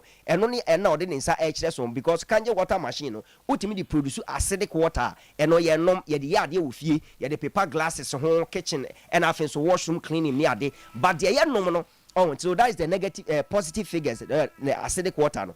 But the already produce or be produce kangen water nankasa from machine, no? Or the ORP meter and also orchard baby and no kangen water nankasa fa and no na kwakoshe into a year the free negative acidic water no and or there's a kangen water nankasa after you see that negative 753 negative 755 and when your friend antioxidants no it is a catch also be or apple obi ori cucumber obi ori pear ya avocado obi ori sa anuane ne nyina no eti se obi onom kangen water no a enya draw na ye twa this is scientifically proven and say bia di ano na e kan about way ORP meter na prove this is the power of kangen water and I don't see any other water obetimi e di atoto kangen and naje drinking water obviously this is the water for the nation this is the water for you when nsu a esese wonom oba wa fa furu abofra ya wono ne panyino abofra obi atimi no park na 30 Ghana cedis pe enti bomodin na place you order na sisi a na ye be delivery no e the amount neza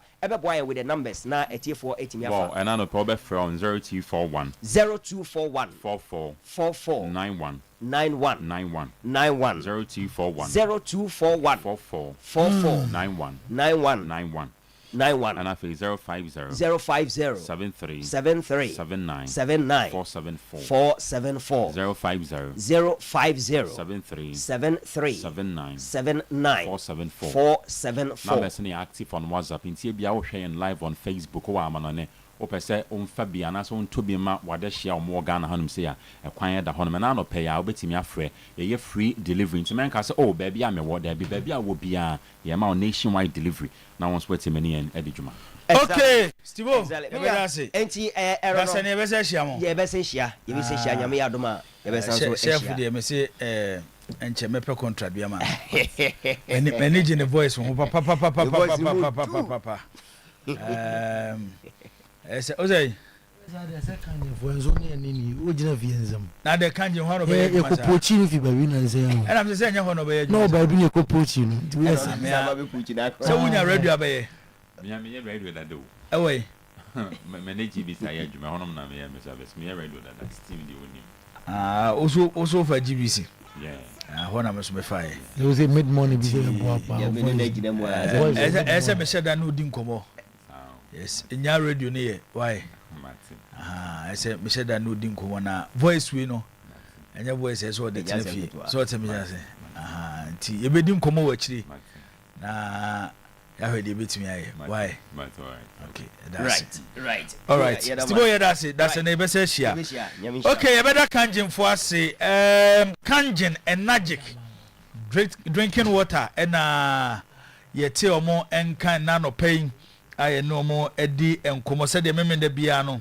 yɛte ɔmo nka ɛwɔ dwumadie no so no saa na ɛnɛ so yɛtumi ate ɔmo ɛnka yɛkɔ amanɔne na yɛhwɛ nsɛm ɛwɔ amanɔne yɛwia ne aba fie na afei abɛdi nkɔmmɔ ɛso ɛwɔ fie aha ɛyɛ Oyerepa 100.7 dwumadie ne din ɛyɛ weekend edition of today's post ɛna ɔhwɛ on your TV live on your radio ɛyɛ 100.7 on Facebook ɛyɛ Oyerepa radio ɛna afei on YouTube ɛhɔ so ɛyɛ Oyerepa radio baabiara no wobɛnya ɛwɔ hɔ na wɔso ɛde wɔn nsɛm aba ɛkyerɛ din akɔ aba bia bɔkɔ ɛnyɔma ɛkɔ so kama abrabɔ mu bɔkɔ abrabɔ ndon sɛ ana de bia no kakra wom ba wo nkwa na o ade ba abrabɔ de bia kakra wom kakra aya nyame aye no me so wo nkwa na o ade ba da yɛ de kakra abrabɔ sɛ ma no ahyɛ dado nsa katawa no asa wunya bibia bɛka nsɛm de agiwu ɛka se yɛka yɛ nkan wie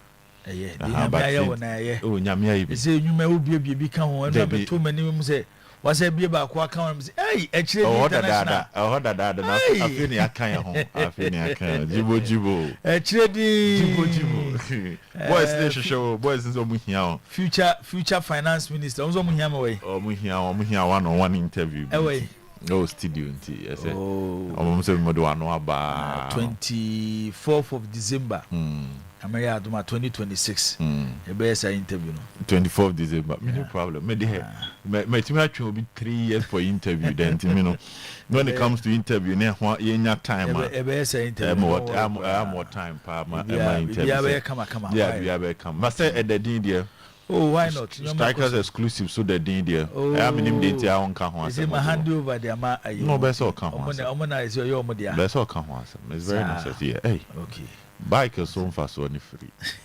nti untimi echedi ya untimi so kania na on mediama vesa mo dia ma unso mo ye adwuma pa so mo ne di ho na mo ye adwuma so ne meche yeah necessary ban some ho Iran ne US ntokwa no so gina mu and enya some effect on football and other issues and also one thing e wo ho nyina e kaka ho asemo na say some of the doors transfer news wo ho the matches wo ho that's a weekend matches that's a mean feeling bisa feeling that's a mean feeling say bia won fa wa adwene nko ho oh naturally I think because of the Champions League I feel that most of the clubs will not be that active or a year transfer and come on so that is what I feel our matches this weekend but your games are a bit decided clubs to be fit. Okay. To say West Ham and the Manchester City. Amen. So City and anything apart from win, HSC City are out of the title race. One stubborn side, so you don't know when on Baba how. West Ham. Everton. Yes. Also against Arsenal. Yeah. And Tottenham Hotspur.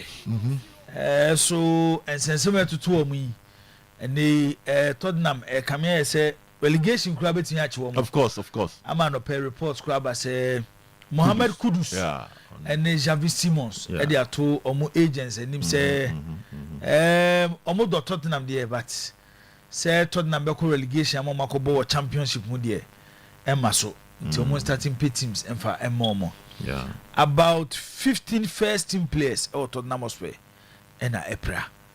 And Obed, and your man cost what Tottenham no anodin pa say.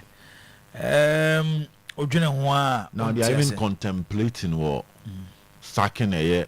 I go to a mobile against Liverpool this weekend. On say in some of the doors, Jibo, but I don't know. Barcelona elections, yeah, the back room here now. Chrome has it. No, like yeah, a photocopy of that about the two big clubs for Ghana.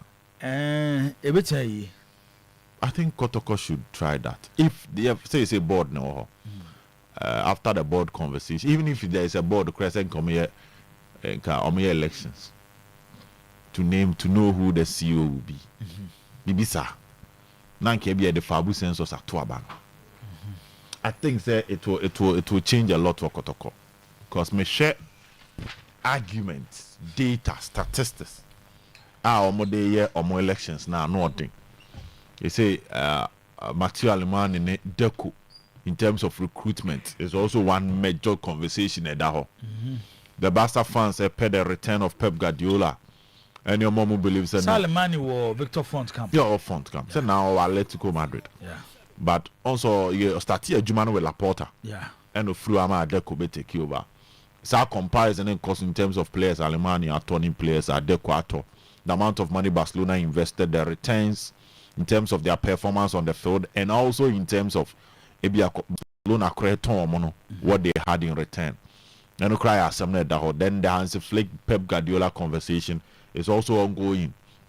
With Laporta, he pays attention to the La Masia and Tibasa for any time because financial crisis Laporta betum nas wetimia fixia the team na baby dru baby afeina.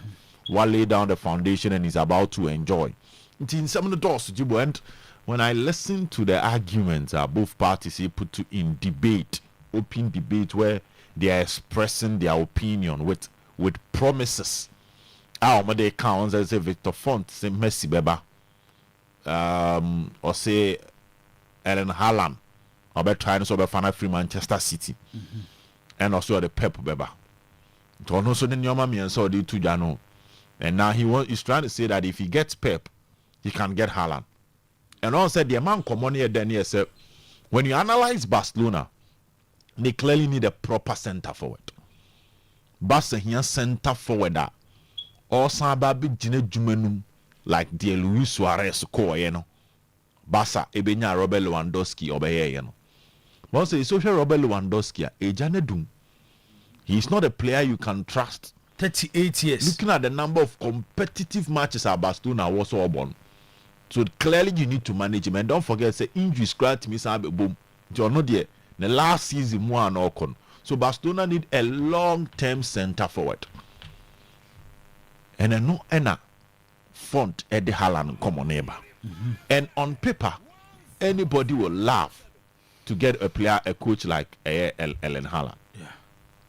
So that was this year, the 2021 elections. Number of votes are one Laporta in 30,184. Yeah. And Victor Font or Sage 9, Ojina 2021 was 16,649. And Antonio Fraser on 4,769. Until Laporta votes on 2021 represented 54.28%. And Victor Fontier 29.99%. And Anthony Fraser 8.58%. And Omumienu Asabishia 2026. Wine and the Baba Barcelona. Exactly. We near 5 years. The president virtually the board chairman of the club. Yeah, on running the show. Yeah. And it's quite interesting. Laporta here, Juma.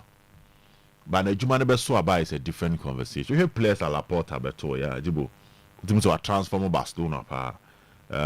Sergino Dest, Gerard Piqué, Arajos, Ricky Puig, Dembele, Pjanic, Memphis Depay, Ansu Fati, Braithwaite. So guys are Chris Brown, Sana no Freno, Coutinho, Lenglet, Pedri, Luke De Jong, Jordi Alba, Kun Aguero, Sergio Roberto, na Wenya Frankie De Jong, Titi Ergas. These are the kind of players Alberto here. That means we're and he has transformed Barcelona, especially the gap between the La Masia and the senior Barcelona team. How are close, I'm a Barca now. You can talk about Pau Kubasi, Gerard Moreno, Gerard Martin, obenyo bit say Alessandro Baldi, na when you bit say Pedri do over two Pedri, but ama Pedri anko, ama Pedri stay, ama transform it. Casado aba, Fermin Lopez aba, Marc Bernard, Lamine Yamal, omunyina etimi aba be removed from the La Masia. But every Barcelona fan will be happy with a proper centre forward coming to their conversation. Jibo, let's look at available centre forward in the world now. You see, so we are centre forward. You talk about Erling Haaland as your number one proper centre forward in the world. Ahead of Harry Kane. Your plans are. Kane caught the twilight of his career. Haaland is now picking. These are the two reasons. Kane, we're doing the career and maybe in terrace. So if you are building a project for a long term, on paper, the player you should go for will be Haaland, because Haaland, the next 10 years of top football. Harry Kane, it's me 4 years. 4 no crown, there can be questions as to how he can play. He's not a bad striker, solid striker, but I'll still rate Erling Haaland, all factors considered, when you pay your ideal striker for Barcelona. But Harry comes in Barcelona, so current financial situation. Exactly. Kane fit in more than Haaland. Harry Kane comes in because Ombudsman said Robert Lewandowski the enemy. Yeah. But on said Lewandowski then at the point Bayer wanted him out. Harry Kane, Bayer don't want him out. Because when you cast your mind, now cast on Neta, available replacement for Harry Kane and also. You see, Shumu passes strikers beer. One I will fan Nababesha Harry Kane and him. Ama by a front four, Musiala, Michael Olise, Luis Diaz, and you know Harry Kane. One admission. Also, they try with Nicolas Jackson. But by a phone making a class season in Nicolas Jackson, beside the Chelsea for at the Abram. So by a man Kassan himself, they need a striker to understudy Harry Kane. But at this point, who else are you going for? So on me jana they say Lewandowski coin on me Harry Kane and the Ama Barcelona now, which is looking like something else. You talk about Alvarez. Though Alvarez this season started so well, what's it called? Look man by Alvarez is happy just and the carry and a frozen and a but you look at the amount of money Atletico Madrid spent on Alvarez to even get him from Manchester City. So it also comes back to the financial issues. So Alvarez, Haaland, financial issues can make their move to Barcelona very difficult. Harry Kane, the willingness of Bayern Munich to sell is also another story. Now you will move through her. You talk about someone like Victor Osimhen from Galatasaray to a club Efreno, Barcelona. All said Napoli for at a point they show Osimhen contract. We say coming back to an Italian team, there are certain clauses that goes against that. And the Italian team is Osimhen. Any better another Italian team, but Barcelona can get him. Are they ready to play such a player to fit their system now? Because Osimhen, Barcelona striker beyond Marco and they will want a striker that can complement Lamine Yamal and also Rafinha.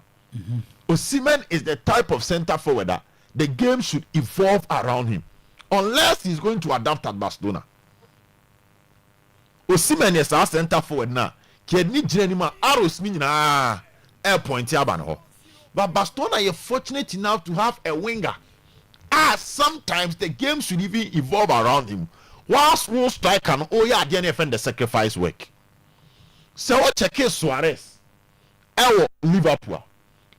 Not dear Suarez by Barcelona and because Suarez at some point in time was a 9.5. At the time of Liverpool signing Andy Carroll and Suarez, and Suarez was going to play deeper with Andy Carroll as the target man. So Suarez had that element of creating, of coming back and helping the attack. But me, who's attributing from Obisa Victor Osimhen? I see that more in Harry Kane and Julian Alvarez.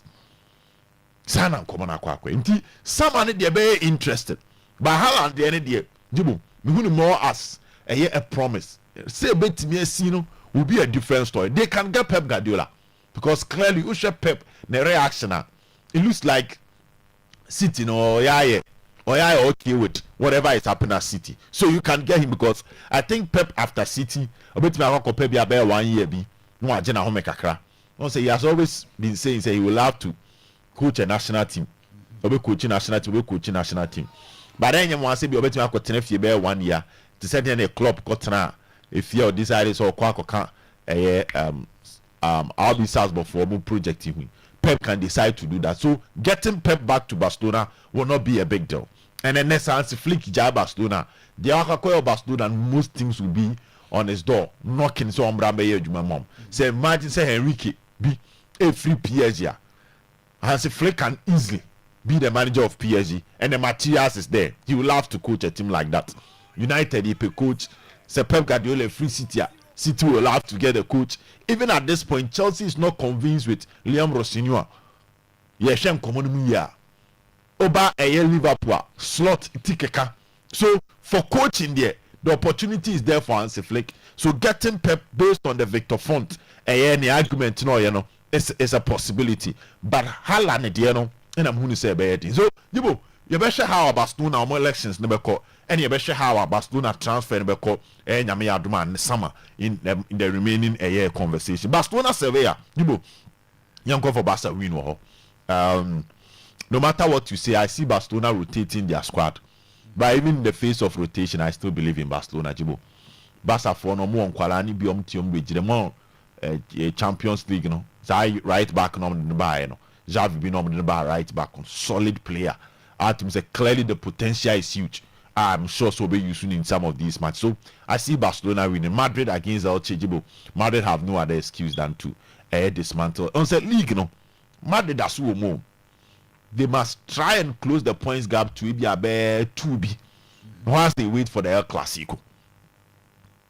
Now, with a 3-0 win over Manchester City, Madrid don't need to rotate their squad too much to go and play against Manchester City. Also, a game near 1-1 be. Why I'm expecting Barcelona to rotate near say only Newcastle about 1-1. And clearly in the Barcelona game, from the 70th minute, said the energy need drop it. It's Barca rotate and say you'll be say Ferran Torres mo Rashford mo eba bebo. And even with that, especially Rashford when he starts, I have so much belief in that boy's potential. But Madrid should have to put all their squad in there because more 3-0 advantage. And you also want to catch up. Until I see Madrid going all out against Elche and beating them. Manchester City in a West Ham game. From the beginning of the season, many GDS Man City Beji League neither. You ever started season? No be on monitor me. I kept on saying. Many GDS that say City Beji League. In fact, many GDS that the Manchester City were going to have a good season. And before the season started, I can't ask them. Not because of anything. I just feel that the energy within Pep Guardiola, it is coming down. Tibo, Pep ya diebo Manchester City onye bi o team biada. Pep at Barcelona, he built and left. If squad no build there squad name decline man am build bi. Sa squad na no di wie no ja hokoy. At Bayern Munich, squad no they started there were few changes and no ja hokoy. But at Manchester City, Pep ya diebo wa build it. A dismantle our building, and we dismantle our fail no building. So this can be the third squad in terms of year to two our Pep Guardiola here. Pep winning the first Premier League title. I said Joe Hart Coy, Claudio Bravo by Edison by Edison as the goalkeeper. Right back Cancelo. Rebecca that time Cancelo. Yeah. Before Cancelo, Kyle Walker and Benjamin Mendy. Zane right back and left back. Otamendi Vincent Kompany as centre back pair. Fernandinho, Kevin De Bruyne, David Silva. Gabriel Jesus, more Sterling, more Leroy Sane, Sergio Kun Aguero, Bernardo Silva. saa squad ne kɔ ɛnɛ Danilo, Kyle Walker, kind of say Benjamin Mendy, Otamendi, Vincent Kompany, wɔn nyinaa akɔ. Kompany ekɔ. There was Emerick Laporte, so ɔbɛkae Laporte, Diaz, John Stones muti ekyiri partnership. But still Kyle Walker was there. Now Walker call. Left back or no rotate, Zinchenko, Bobby Kakra, over the left hole. Now I try and error or left hole. At the point I need Tanaki Mu Kohobi. Fernandino Koema Rodri, Ebe Jinemu. It was a center back Nasasa. Right back no rotate between Walker, now Walker Emreno. Then Fernandino out for Rodri. So Rodri John Stones na the CTJ treble as the base of the City midfield. Kevin De Bruyne was still there, but not David Silva. I'm a Bernardo Silva and I'm in a position. Ubenya Riyad Mahrez kakra. The eternal Leroy Sani Echo. Raheem Sterling ko I'm a Jack Grealish. Ababishim. Sergio Kun Aguero ko I'm a Erling Haaland and Ababishim. Two teams about 8 positions. Now there's been new faces. And Ababishim. Omo anomo ye constant. What was Edison, Kyle Walker, Kevin De Bruyne. But not Bernardo Silva, Ababe an instrumental player. Not Jack Grealish, Aba. Not Riyad Mahrez, Ababe instrumental player. Not Haaland, Ababe room. Not Rodri, Ababe room for Fernandino. Not Diaz, Aba. Now at the point, Diaz partner, Yobita Akanji. To one of the various stages of Pep Guardiola come. Now Akanji ko. Now Kawaka ko. Now even Rodri. So let's check here the new City setup. Nicolas Gonzalez. Never chef for Rodri. Kevin De Bruyne ko. Now Bernardo Silva. Ryan Desaba. Good. Ryan Cherki aba. It was steady. The new midfield no. All the stages are washisha baako webubu no. Washisha fufuro and obun. Still there is Haaland. And ya de be the entire team. You can't be a and you say team ni nyina ekɔ but changes aba now enye Vadio wa hasi when ya Magihi or the Gehi aba be shim kakra because Akanji ko Laporte ko Stones clearly Stones has not been instrumental in the current Manchester City setup. Goalkeeping department was assessor even the profile of the goalkeeper from Edison or them in generation now time I know issues no Stefano Tega be dem kakra and Okofa Trafford by and I say what they do now Roma. That is the number of changes Pep Guardiola. Right back Matheus Nunes and Ebo. Left back Asisa. DM Osisa. Midfield Asisa. Now he say Ababe the era of Doku. A free Grealish about Doku. Aba Savino about Rancheki. These are the changes. And Jibo, I felt that Pep Guardiola, even the second team no build was not something we were expecting. For him to build a third one, when other teams are picking on, I knew he was going to have a difficult season. Okay. That is where I mean, you start seeing me free back. And what check here, Pep Guardiola was getting the fixing right. How the players understudy each other, no, he was getting it right. And cannot Tijani ran the Sabe. So Bekaya Tama road Dubai or understudy Fernandino for 2 years. First season was basically on the bench. Second season was starting a Fernandino pair. And I'm not uniform kakra. So I check it Bernardo Silva by. He understudied David Silva. No Silva, no Silva coin up Pep and then the Beshin. Even that there was even Ike Gundogan. And you Gundogan film David Silva. Bernardo Silva by. So Sana Pep yen in Yoma. On Sapre Cope, but where did he? As a beton no kwamu, and now his new signings must give him instant solution, which has not been common with Pep Guardiola's team. In the signings, or more time to adapt for them to take over the following season. There are few ones, but me part say be a majority. Haaland in your instant start. Okay, can't wait in Abuma. If you say at the stage, you know, the team is not ready. No. He's now building a team. It is said the all can say and game against West Ham. anybody decide whether any or challenge for the Premier League title or not. And that's what Even if they beat West Ham. Looking at this and now against West Ham team, last FA Cup game against Brentford. Yeah. The kind of spirit Omusho, you know, you could clearly see say Nuno Espirito Santo.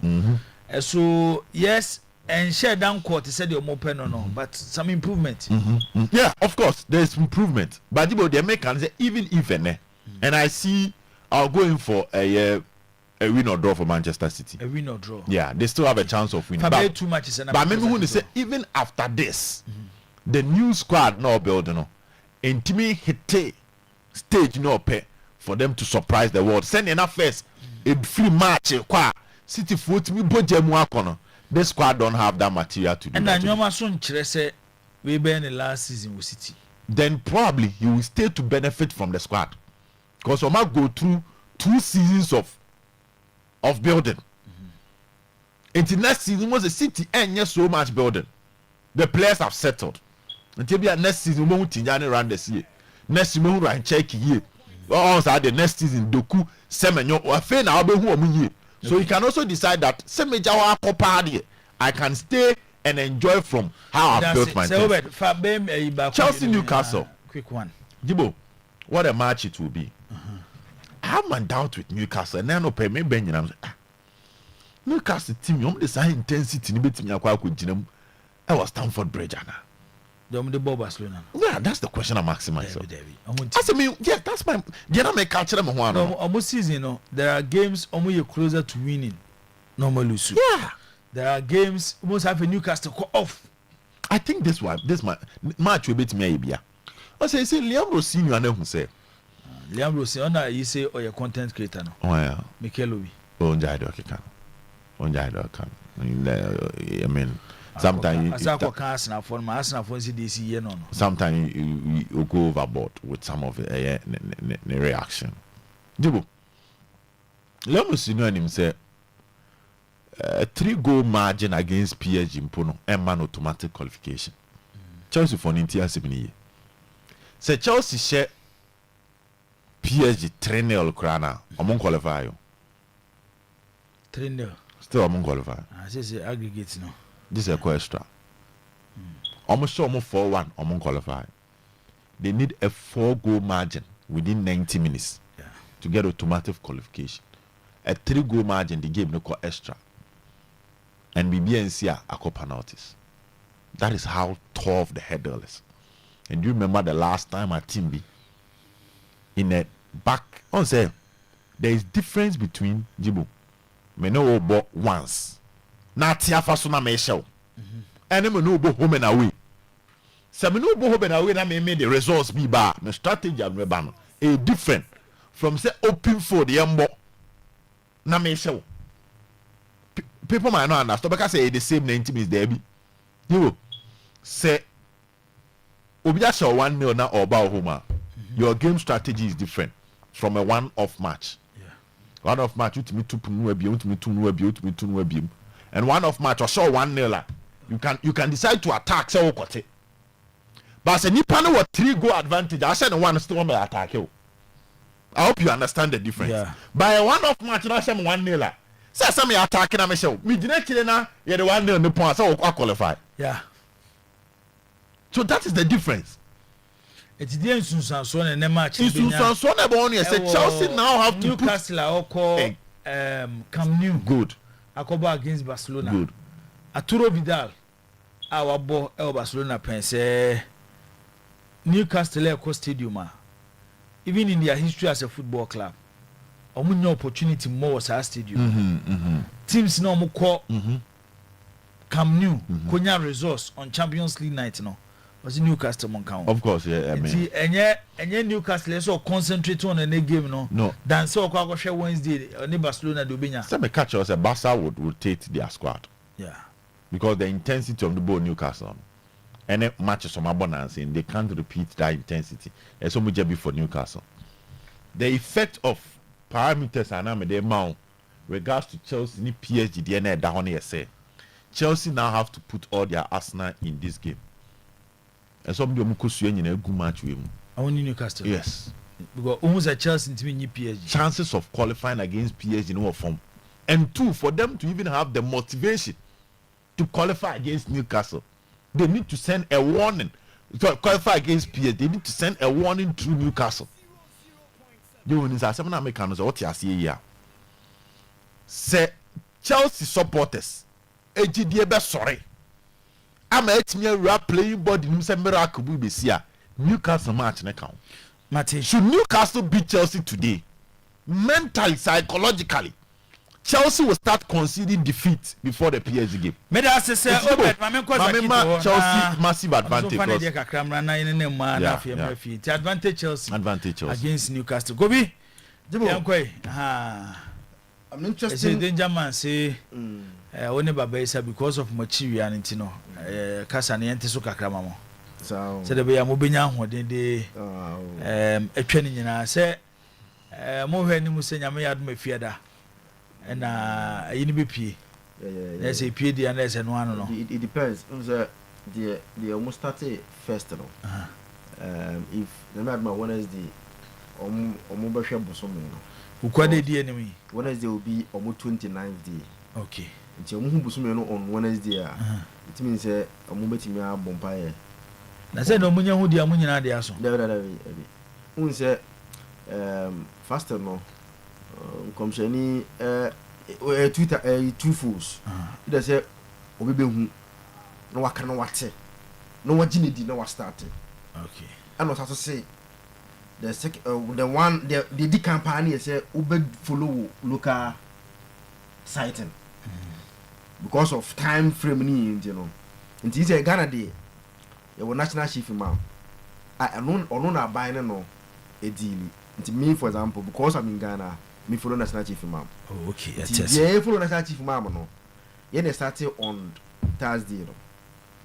Nti no Thursday no na on that Wednesday no yeah about 28 no more 29 and you know we will still do it on Thursday night 29 you know any next week day Thursday Friday Saturday day any edibegu na bibia enko ne kakra mama ma be 10 minutes say you control no problem asemi no asema and then we say deputy announcement bia me say what say oh say one of the bar say honorable Muntaka ade Risa Basse 20th and 23rd what to be a warning say menko eduma zano kan no danger man say what to be a warning kan way o kan ya not ya say what to be a warning was say what trap so what eduma ni warning obi a warning say menko eduma for type obey obia to mo ton ade nyina nya so what to be a warning say menko eduma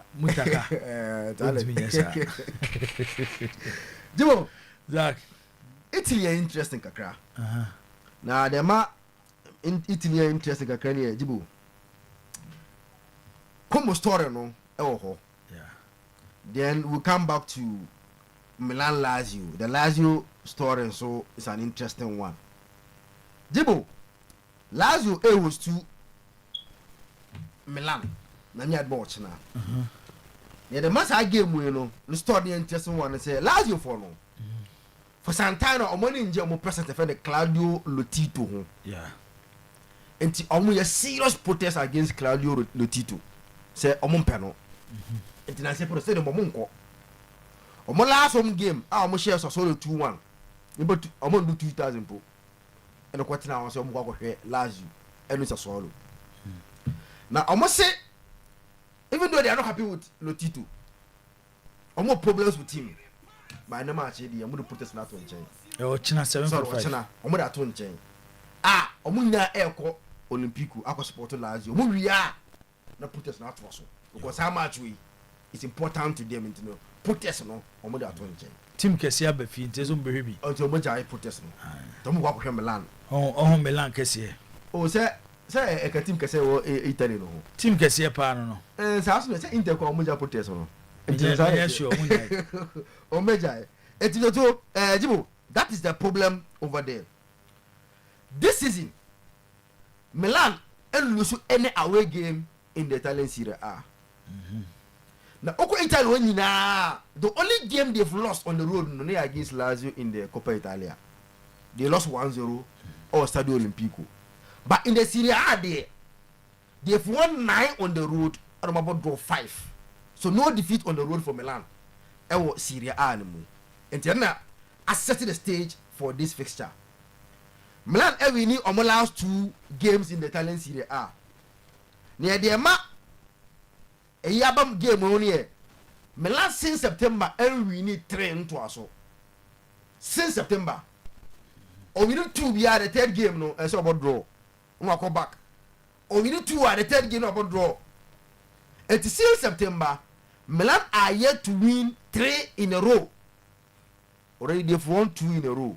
Jibo, what that's history and I say record no repeat. Say omuntimi win 3 into us in September na e was Olympic in my mouth. And this when I set the stage, you know, for the game. Jibo, even though Lazio are not playing very well, I'm saying now no was their first win in about 10 or 11 games because now I'm a long stretch without a win. That is Lazio for you. But I'm more confident because I'm watching Milan or Olimpico or Coppa Italia. The stakes are high. Supporters are back at the stadium. Anyone say Milan or more draw game about 5 no. Best now 6.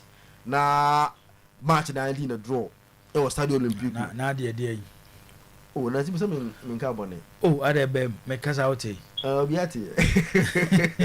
Jibo, it looks like a drawing game for, but if there will be a win, I'll go in for Milan based on how Lazio season no akono. Como I want a chance, Jibo. Almost fate now will be in their own hands. Yeah. For the top 4 slot. And almost 51 points. And Roma our 51 points. Yeah. Roma Ekonya disappointing results last week against Cagliari. Against Genoa. Sorry, Genoa. If Como wins, what it means is they open a 3 points gap between Omone and Roma. And then so we move up to 54. 54. Now Roma can 51. 51. Yeah. Except now, almost fit in their own hands. Say season no. If they continue performing and winning, Champions League is guaranteed for Bobo and for Como and Champions League next season. And when Roma Kwakojina with Fabregas. Roma make money and so especially on the road. They are not performing very well. Even though in the Europa League last midweek, Yamko 1-1 with Bologna. But against Como, based on how I've seen Como play, only said on 51 points now more. And the highest they've ever achieved in the history of their Italian top flight football, which is Serie A. Serie A. Among come 15 poda. The highest among come 15 poda. It's to get 51 and the highest they've ever achieved. And when call upon an achievement for Fabregas and the Como team no. And watching Anyamawa to see a 2-1 win for Como against Roma. It was a game now on the bottom. And then Fabregas for Chelsea. The brief is it looks likely if Liam and Sanyaman Tentama. Liam, say 5 or 6 years or something. Yeah. But on the football, no, say 1 year and Tentama and Sanyama, you'll be in trouble. I tip Inter to beat Atalanta. Atalanta season on a good one. I'm call for 3-1 win for Inter against Atalanta. The Boyonko for Napoli to beat Lecce by 2-0. Now Juve to beat Udinese away by 2-1. It was a game now. Because one of them. Jebo, Premier League, you know, but before then, Barca will beat Sevilla. Barca have the luxury of not making a lot of changes because they are playing home on Wednesday. So it's Ubo home there and you are going to be brilliant, you know, based on how. And before they play Sevilla, now Madrid abo Elche in there. So if Madrid wins, they become 1 pointer. They wouldn't have the luxury of making a lot of changes. They will go all out to beat Sevilla. And see, I take Barca to beat Sevilla based on how Sevilla season. I ship Barca power if you go to their results. One results I ship Barca far against Sevilla. And also 4-1. They want to have a revenge against Sevilla, and I think Barca will beat them yɛnkɔ ebi a 3-1 win before Barcelona or saa game no Real Madrid game no bi anya careful kakra omne elche no and the luli na beda echi onom no Cavani able to Asensio Rudiger will not play Asensio and Hoysen the Noisen ebebo no about Fran Garcia Tchouaméni is out of the game on Bobby so like to elche the 17 but say place 17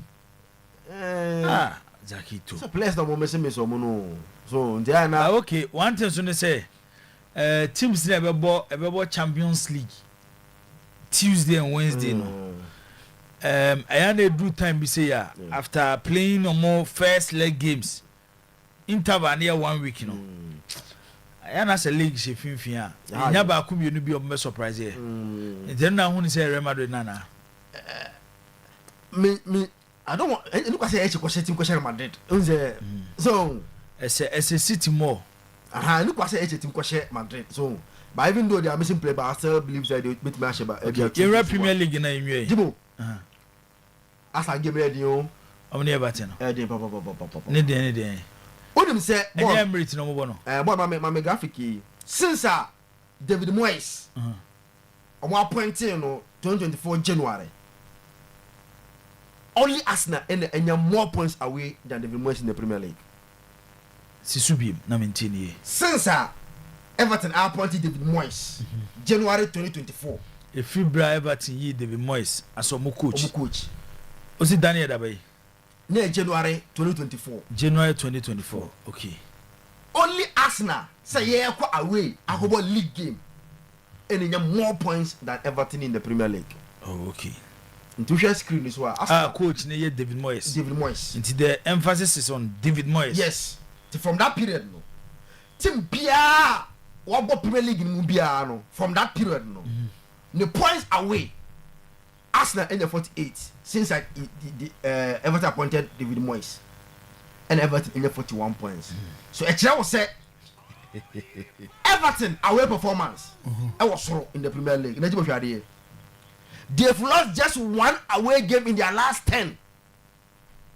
Everton yes omo last 10 games omo bono away omo lusu ba kope ba Arsenal omo ko share Man United 1-0 ewo Old Trafford omo ko share Bournemouth 1-0 away omo share Nottingham Forest 2-0 away Aston Villa omo ko share 1-0 away omo ko share Fulham 2-1 away omo share Newcastle 3-2 away game ready pa edema Arsenal Unia Sports Tiger says Zakito they talk too much he passed the 10 minutes so stop him and bring the horse Sports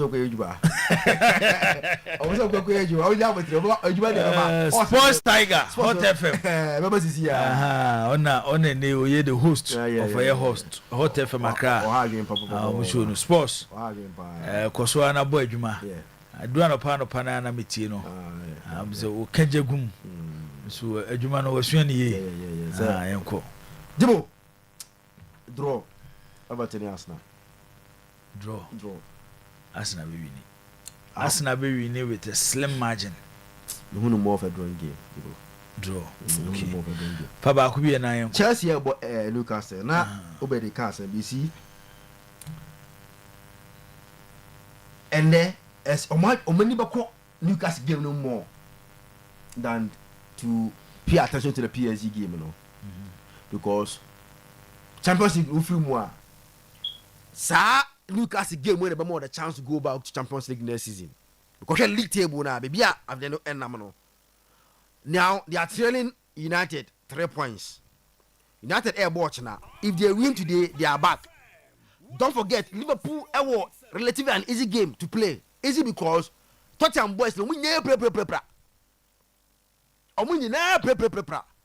eti Chelsea have to go all out against Newcastle because against PSG a burden because FIFA World Club in so many more numbers in PSG for one of those one of game e fam one half am but say no mujina papa na obi enye ne dey a omuni mo si PSG for no it's emfa it's enne and so mo mani ko Newcastle game no so but for Newcastle omo so musa omo ni hwe Champions League no even though the pass of Camp Nou say walk over 10 ash a batter frame. Jibo game was look like drawing game for me. Okay. Drawing game. Liverpool beat Tottenham by 3-1. Unse Tottenham team no. It's no anything for any papa. But they have a good attackers to trouble Liverpool. At least they will score 1 goal because Liverpool defense no and never be but Liverpool will score 3. Now omudi eti or no. Jibo Aston Villa don't go Trafford that. I am Bobo Papa Bia or Old Trafford. It's a Carrick AC form. Carrick no.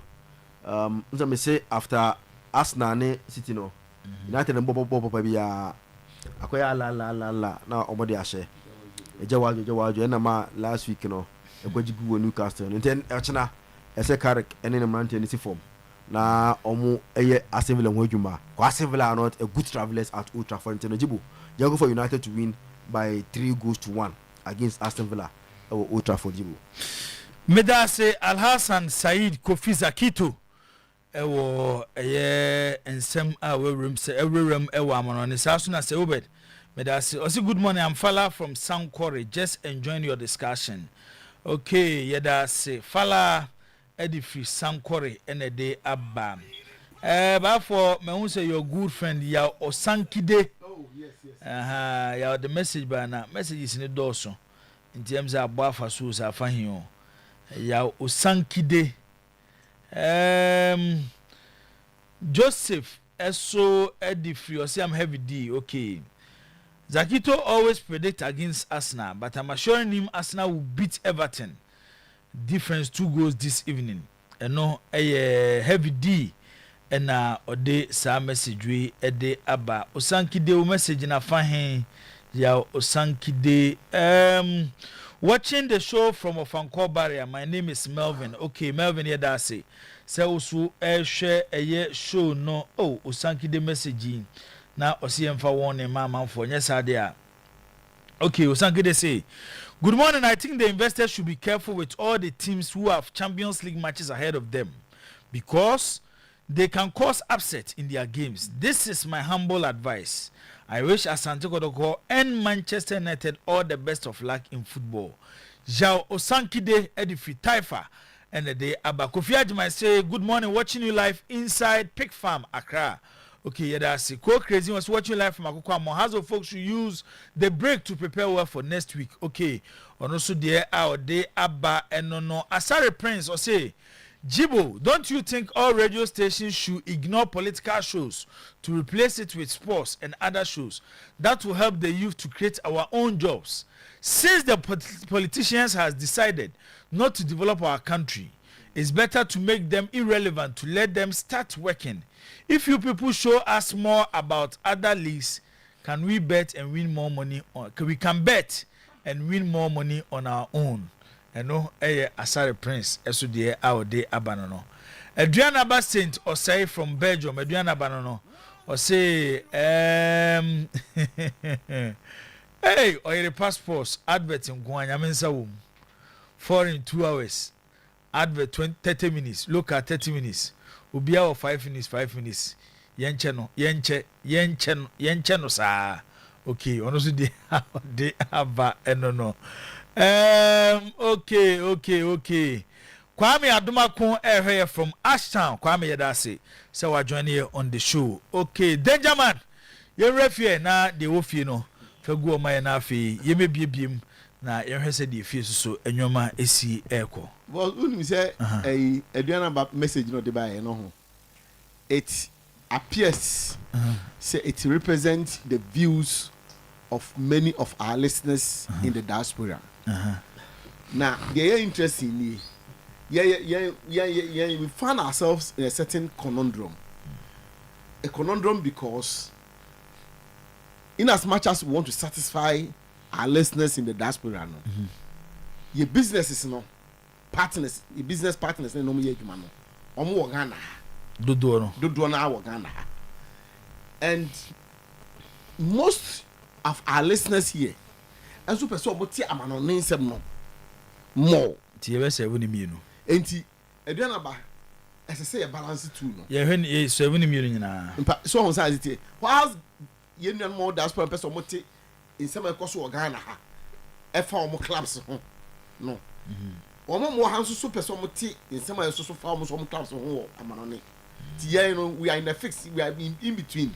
I think the best neighbor to say time and never try. San adwuma sitie oyɛ ne de a ontimi nkyɛ ne pɛ obi so bɛba bɛka sɛ wuye ni se nti yɛn kanko na yɛ bibia anya kama yɛn tie nsɛm ɛwɔ fie eti boss coach Bashir Hayford na solo wɛ ɔmo bɔ voice na me ɔse ɔhwɛ points gap na sɛ ɛbɛka sɛ Heart of Lions se ɔmo bɛgye league ni paa deɛ sisi adeɛ mu ayɛ den on sɛ yɛ start season no ɔmo an start ne yie bedu baabi no ɔmo baa mu a ma afei no ɔmo bɛka contenders no ho na te sɛ ɛpimpim kɔ na sie deɛ na sɛ ɔmo performance na ɔmo nya no ama sɛ Heart of Lions betimi agye league no adeɛ a emu ayɛ den yie paa te sɛ sisi adeɛ he's almost ruling out Heart of Lions out of contention say yɛka ɔmo yɛ contenders for the league title na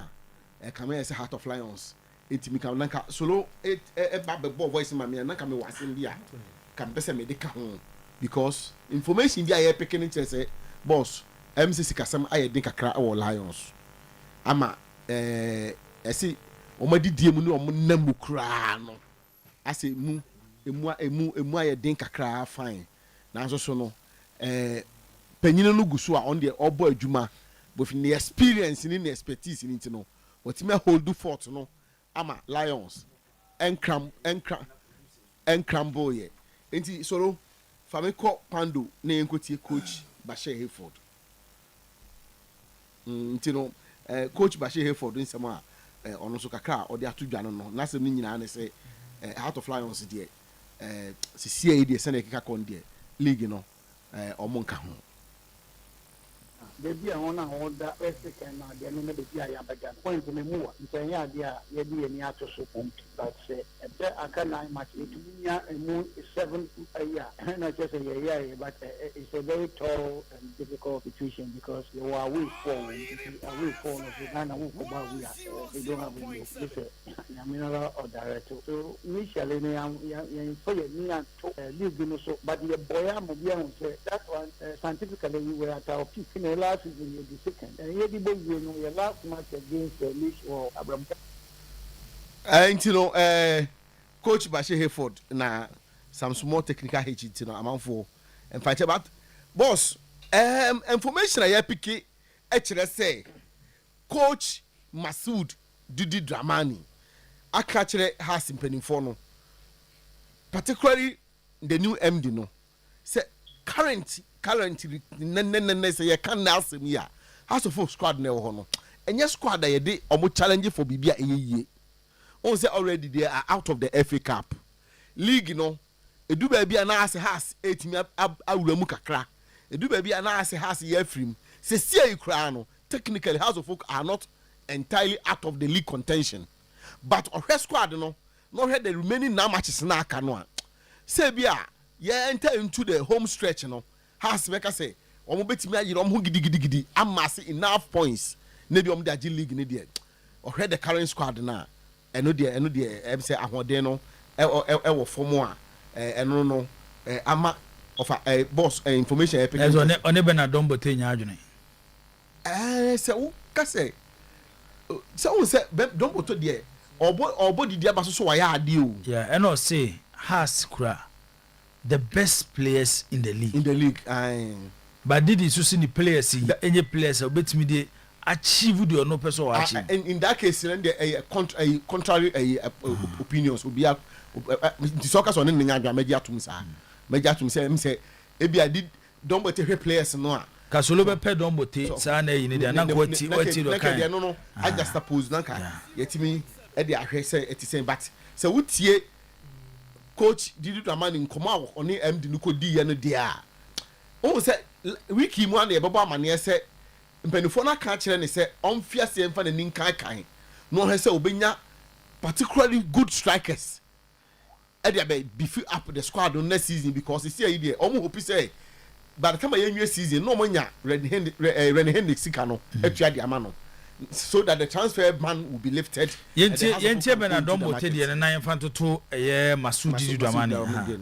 Across of 14, we trust me. We have the best players and the best coach. Itimian Katami become say, Yena to sing, Yena Kwa, Edia, Eha class of 4, Ya boy a home matches, Yemi Yapa, last week, say top things now, Omudaya Nimian, Omunyo Malusu, Nessa Yen Winina, Yembe Dabi BS, Yenda, the Royal Majesty, Toby Afede, Ebeni Day, Ebeni Miji, the House of Four, Beko Africa, trust me, if you are not ready to go to Africa, Mark Leak na ye bono. If we are not ready to go to Africa, I don't think the coach will be person or be second. No. If you are ready. Solo, I'm saying, Bafo, in Tiswahon, Dombo Tessi has the best players in the league. Didi Dramani is to say players no one. And players are, and the news were doing our power has to be on betting my manager. Maybe Didi the Bayuma. Over Dombo Teddy. Because only 3 new over. Okay. Once I don't know, but you don't know, I don't know about matches. To only more strength and no more weaknesses and opportunity together and yet something that it may achieve baby young now boss as some can say back then penny forces as some can say about Frank and Siso now so some way dear yeah the kind of Frank and a raise red flag now Miss Row seminia a chedini Zach will have me this almost so I'm no yeah story new year. Free now, copy Jordan. I want to one of free Jordan. You better develop a story. No, you can't show my sister and bear. You develop a movie. I'm a Cassibia saying.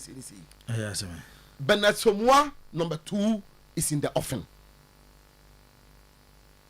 Bernard Somoa number 2. Bernard Somoa number 2. Bernard Somoa new and I said, oh, the crisis surrounding Bernard Somoa deal no between Kotokone, Efija, Liberty, babies no. Asamas have a BM. Information I picking say Kotoko junior players bia. The bimpo Eko United about 4 or 6 of them. And now a bit of Suwaha. Now no cray, you know, not actually didn't catch us or walk about match cray winning. Now contract agreement Kotoko players no one. And most of these players no and Kotoko dia. Even though they are playing for Kotoko junior side. Players in the ball, Kotokodombo 3rd division. 3rd omobo alignment no. Even though they wear Kotoko jersey, playing good football, now no obi okọ kono saying Kumawu eko he bibia hu ball a ball ho no mo. Fine football and omobo. Though they are playing in the name of Kotoko, but when it comes to ownership, nkofo bi mu dia, they belong to different teams are. And I'm going to register. I do a mobile. I'm agreement to go to one say. Medasi. Ama, see, you know, acquire onward Nibina. Yet it is seven. Then they all kind of so more than difference. David says someone, say so more dear, ni team ni turn a markotoko. I say so more. I, but someone the team ni turn a markotoko. The initial arrangement in the Sanka when you bear more. Nakanya ton Zilina number man come the from ako. No, I didn't know a ton. I think say you know because Kotoko based on contract here no modebechiri. Kotoko 250,000 Ghana cedis. And the demand a Fija Liberty. Meboa. As amateur. And a contract nature say or quote the infant say Yen Zilina, not other clubs. Or cause Zilina na. Sikabia bebe biano. Team from self Liberty or 25%.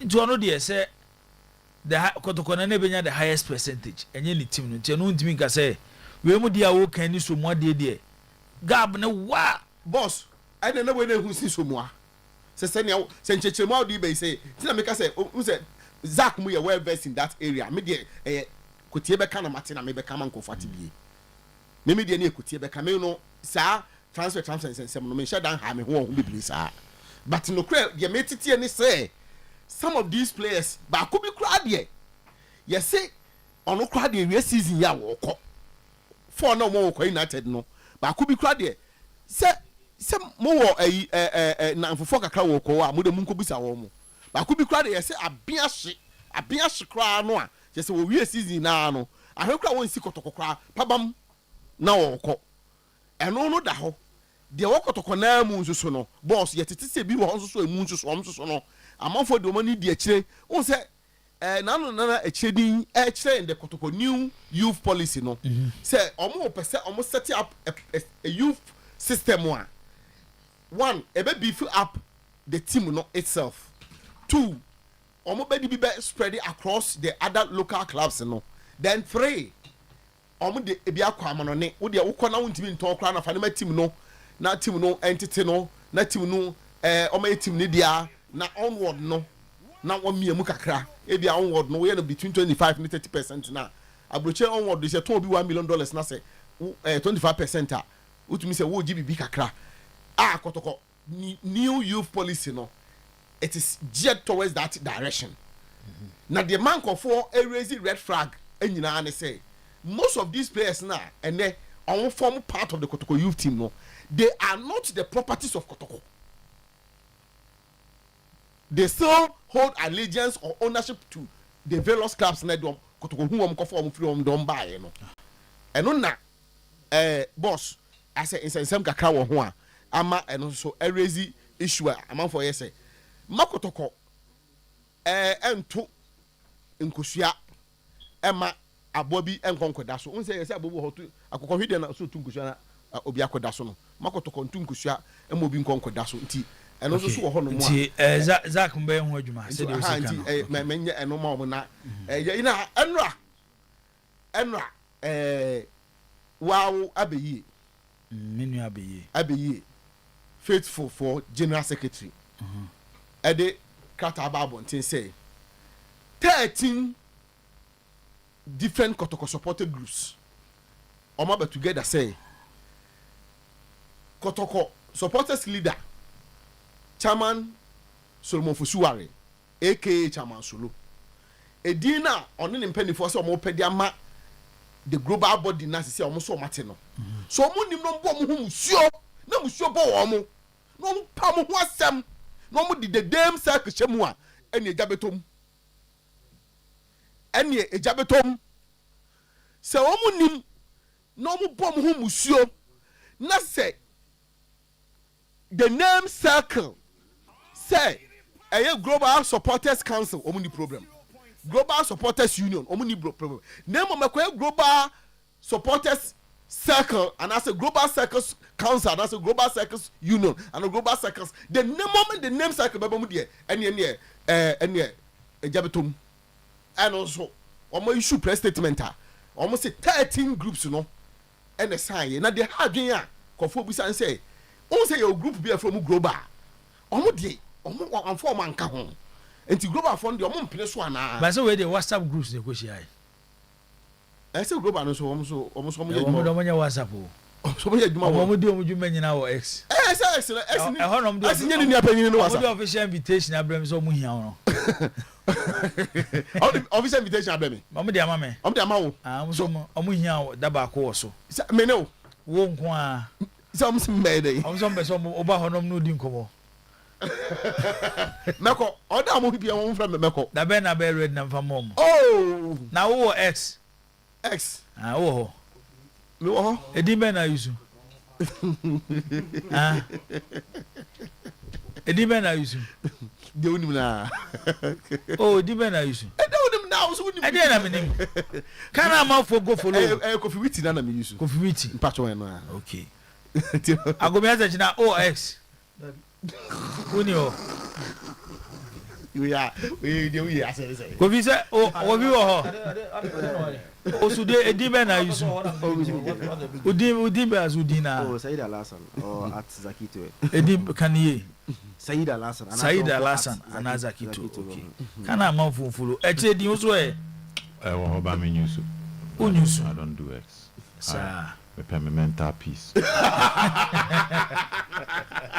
I will be cancer man na dem kwa kan chen oh there any obi o bia no be kan Facebook crowd they no mo dey wo hodum na accident nke dey social media platform there say radio am for metro margin the account is there I think I have almost 30,000 but I don't do it I mean kind last time come post here there sir umpe okay yate why eche di yana wi eh baba fo eti eno so ye de abaye nsusu di abebom say o de mu koto din na mu koto din de woni problem na mom se munim na mo de the name circle ba be shem di a ene ende nya de a ejabetum ende ejabetum ende ejabetum boss dia kan de MTN FA Cup matches na baba so na say ende fixtures ne wo ho no tu boss wa na yesu aka bi boss wa na yesu aka bi na ye say ye nyina ye so ye kwa no no Mati Dangerman yeda ase yenhwe nsem ni mu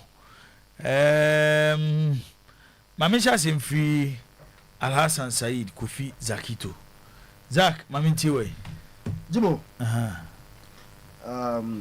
this somewhat kotoko issues in all the issues everybody say mami some small do as on highway sports no minya course bi ni messages and say na bebre na nte I find saying then I me kind na say I've not said say in PH come from amateur club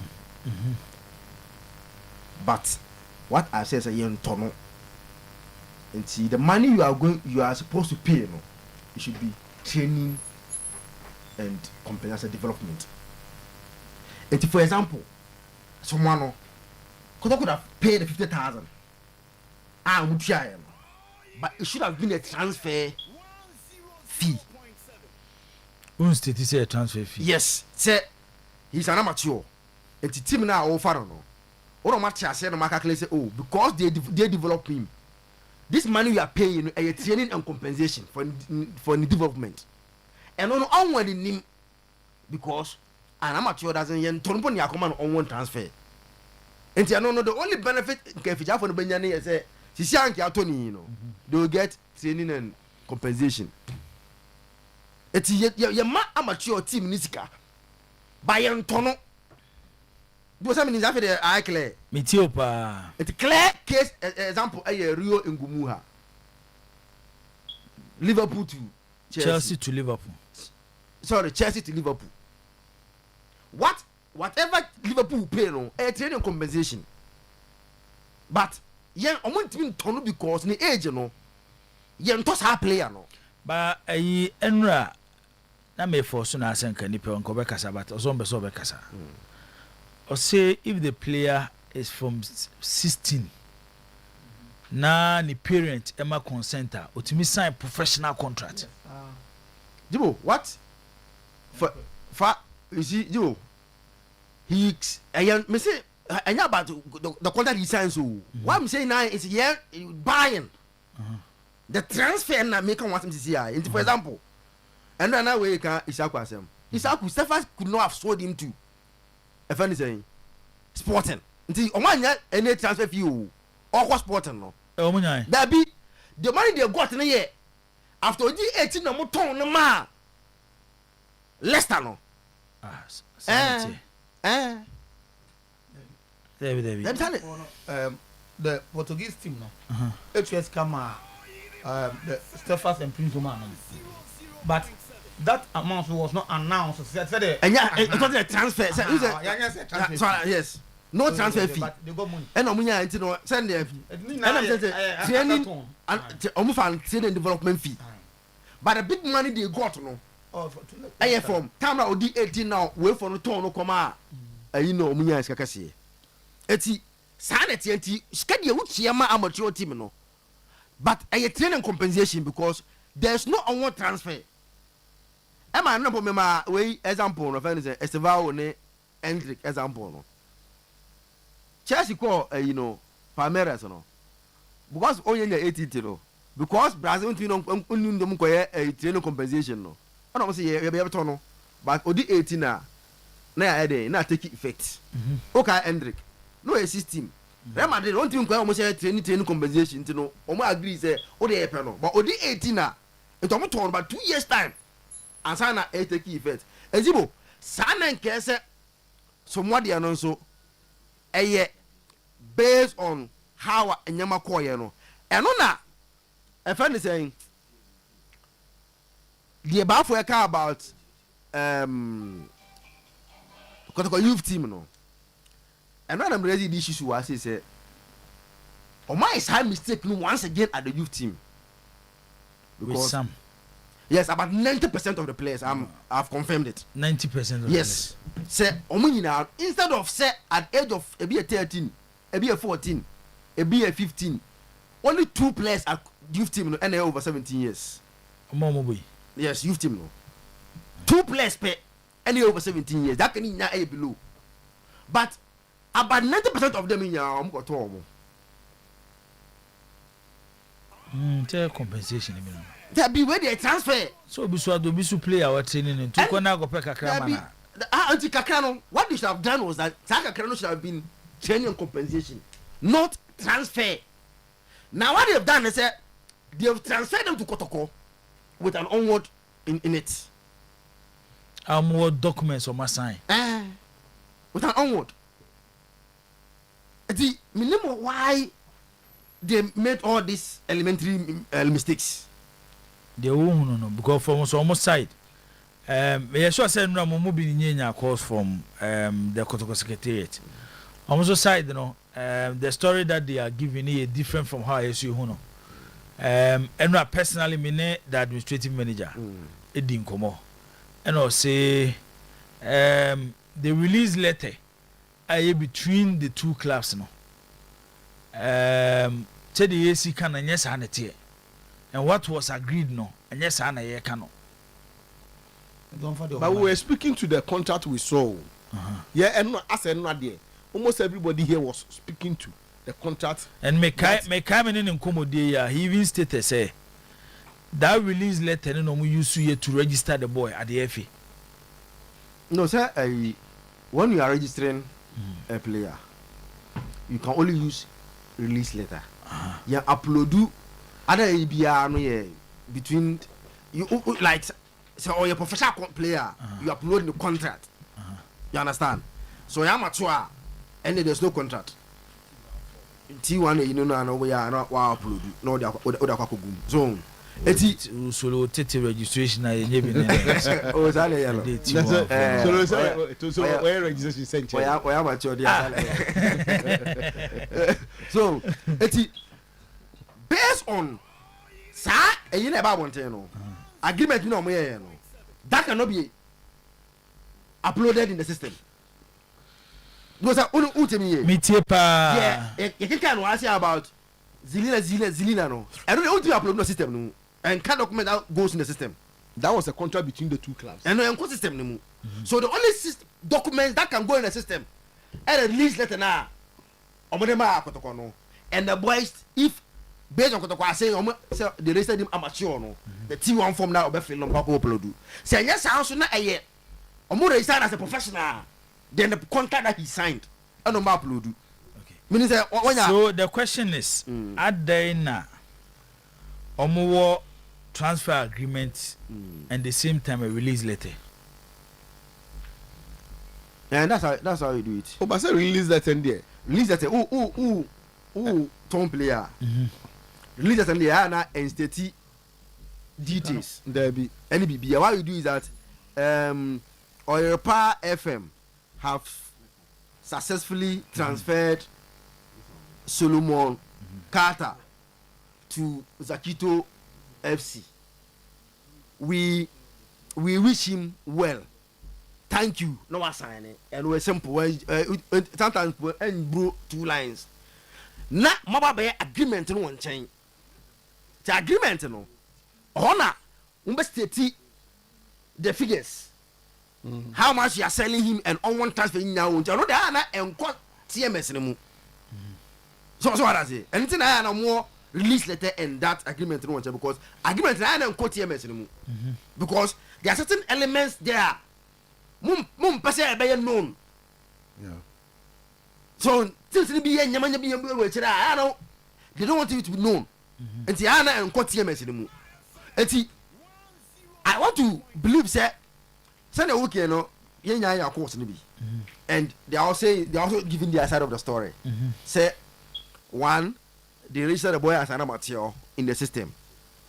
2, contract na omo no was specifically on Zelina. And after Zelina, even though Bafom also had the Bofubia by Sana Bofush was safe. Abba. The Nimoda Sabrofono. But the release letter, any contract, no. Nimienu, anywhere, Nimienu niho for a different purpose, and Ananina for one purpose. The release letter and the contract on sign. A different purpose. It's a different purpose. It's a contract in idea. It is it's an agreement between club and club on the player. The release letter, Emma Kotoko Ama afe umbetima register with the mother association so that the player can now play for them.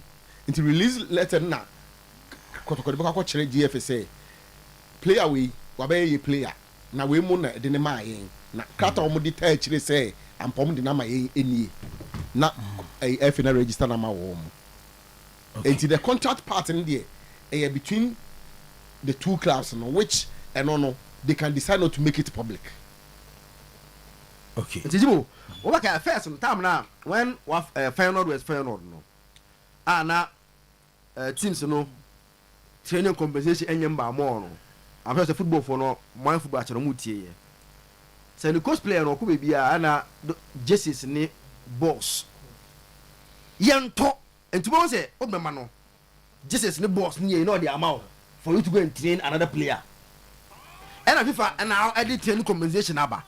And what you do is that you calculate the training and compensation a car born for training him. Then you pay. Now after we benefited from a future transfer, next FIFA calculated the amount in terms of how you train the player. Now why I sign the money now. But look at it, sometimes he ain't different. Okay. I don't know how far Sapo may now, but going forward, I think that. And I can say they have to sit down and find a solution because me sa you know save the leader no me still na no me tia say brofo de ba for me te brofo Kofi Kent esu rezi issue be what does it mean you can't buy an amateur player? You can buy him outright to be your property, but the issue should be the agreement between the two teams. You shouldn't add percentage after signing the contract because the team will still enjoy training and compensation in the future from FIFA if sold on again. I'm saying we are virtually saying the same thing. The only difference here is that because we are mature player. That's wajeno. No Treska at the afano. Wababa yodia. Oh yeah, agreement be unto koya agreement say kobasi turn na e be ma percentage bi because that is the onward transfer. Yes, because already no e wo say see a top player no club na wa turn from e be a coast club a Fija Liberty te say o turn na de bia e there training and compensation fee e be ba the amount. There is no need to add percentage. You know ntina omo I say like in terms of what you are paying now on worker no and yet transfer fee it still represent training compensation locally and a local one and the transfer fee eti oko for coast player say me just recently we went to Oliver Atta just this season me the 16 year old boy akwa one CD because I don't deserve any transfer fee. Training compensation can't remember some from boy no cause of tra obedi di from mano now from mano bra. But what we are expecting is that no if he is able to bobo no couldn't transfer fee from training compensation it will come to us. Boss before Gayiki to the training compensation thing no a twofold. For a onward training compensation, there's a Yika Timbia or New Yebiano. Obey insist of the onward no because there is a certain age category a player need do the training and compensation no 23 years and maybe more 9 shimua. That's a cross 23 no. Afe ye ton no unya hwe. Again the training compensation no say omo de ba I think you're striking it down while to team bia akwada for mu bia am obia nya bi Zach we mama you so no mama when a player is free we use a release letter but when the old club still has interest in the player's future transfer, that is where we use transfer agreement. So in this case, if the player was registered with a release letter, it simply means the old club cannot have any interest in the player's future transfer. But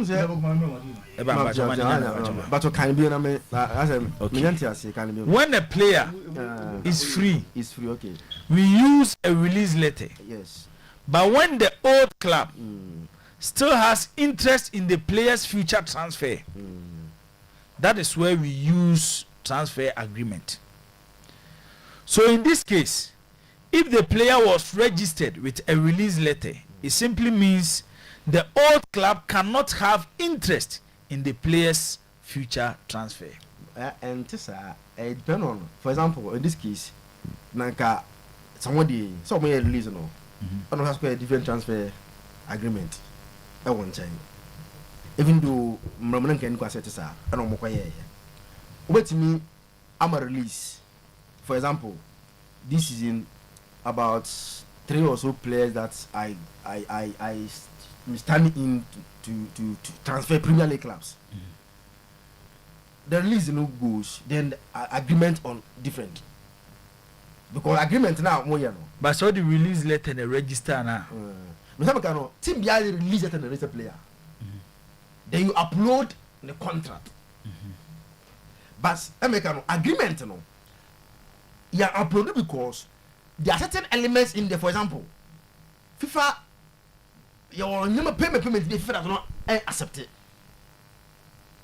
This is what does it. FIFA does not. There are a lot of payments here.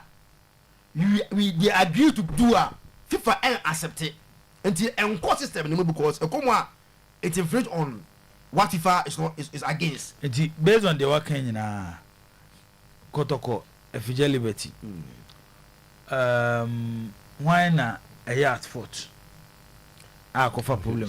So my man in you are my booby also 1-1. The first fault here was from Kotoko side accepting to pay a transfer fee. That was the first mistake they did because it should have been that 50,000. No, there's a 50,000 move to but should have been obtaining compensation for an amateur. Until there will not be any agreement. What agreement is valid or not? Because we don't do agreement. First at fault to pay transfer fee. I mean to also okay. Now the second year as to whether this thing is valid because I'm going to be from a certain TV. Sa saves the leader now. People want to believe the people say it's just say the leader for bet my other team biano. Mr. I mean Tiwas into the multiple of year no. So bet me our boy there because me say and this send about for kind idea.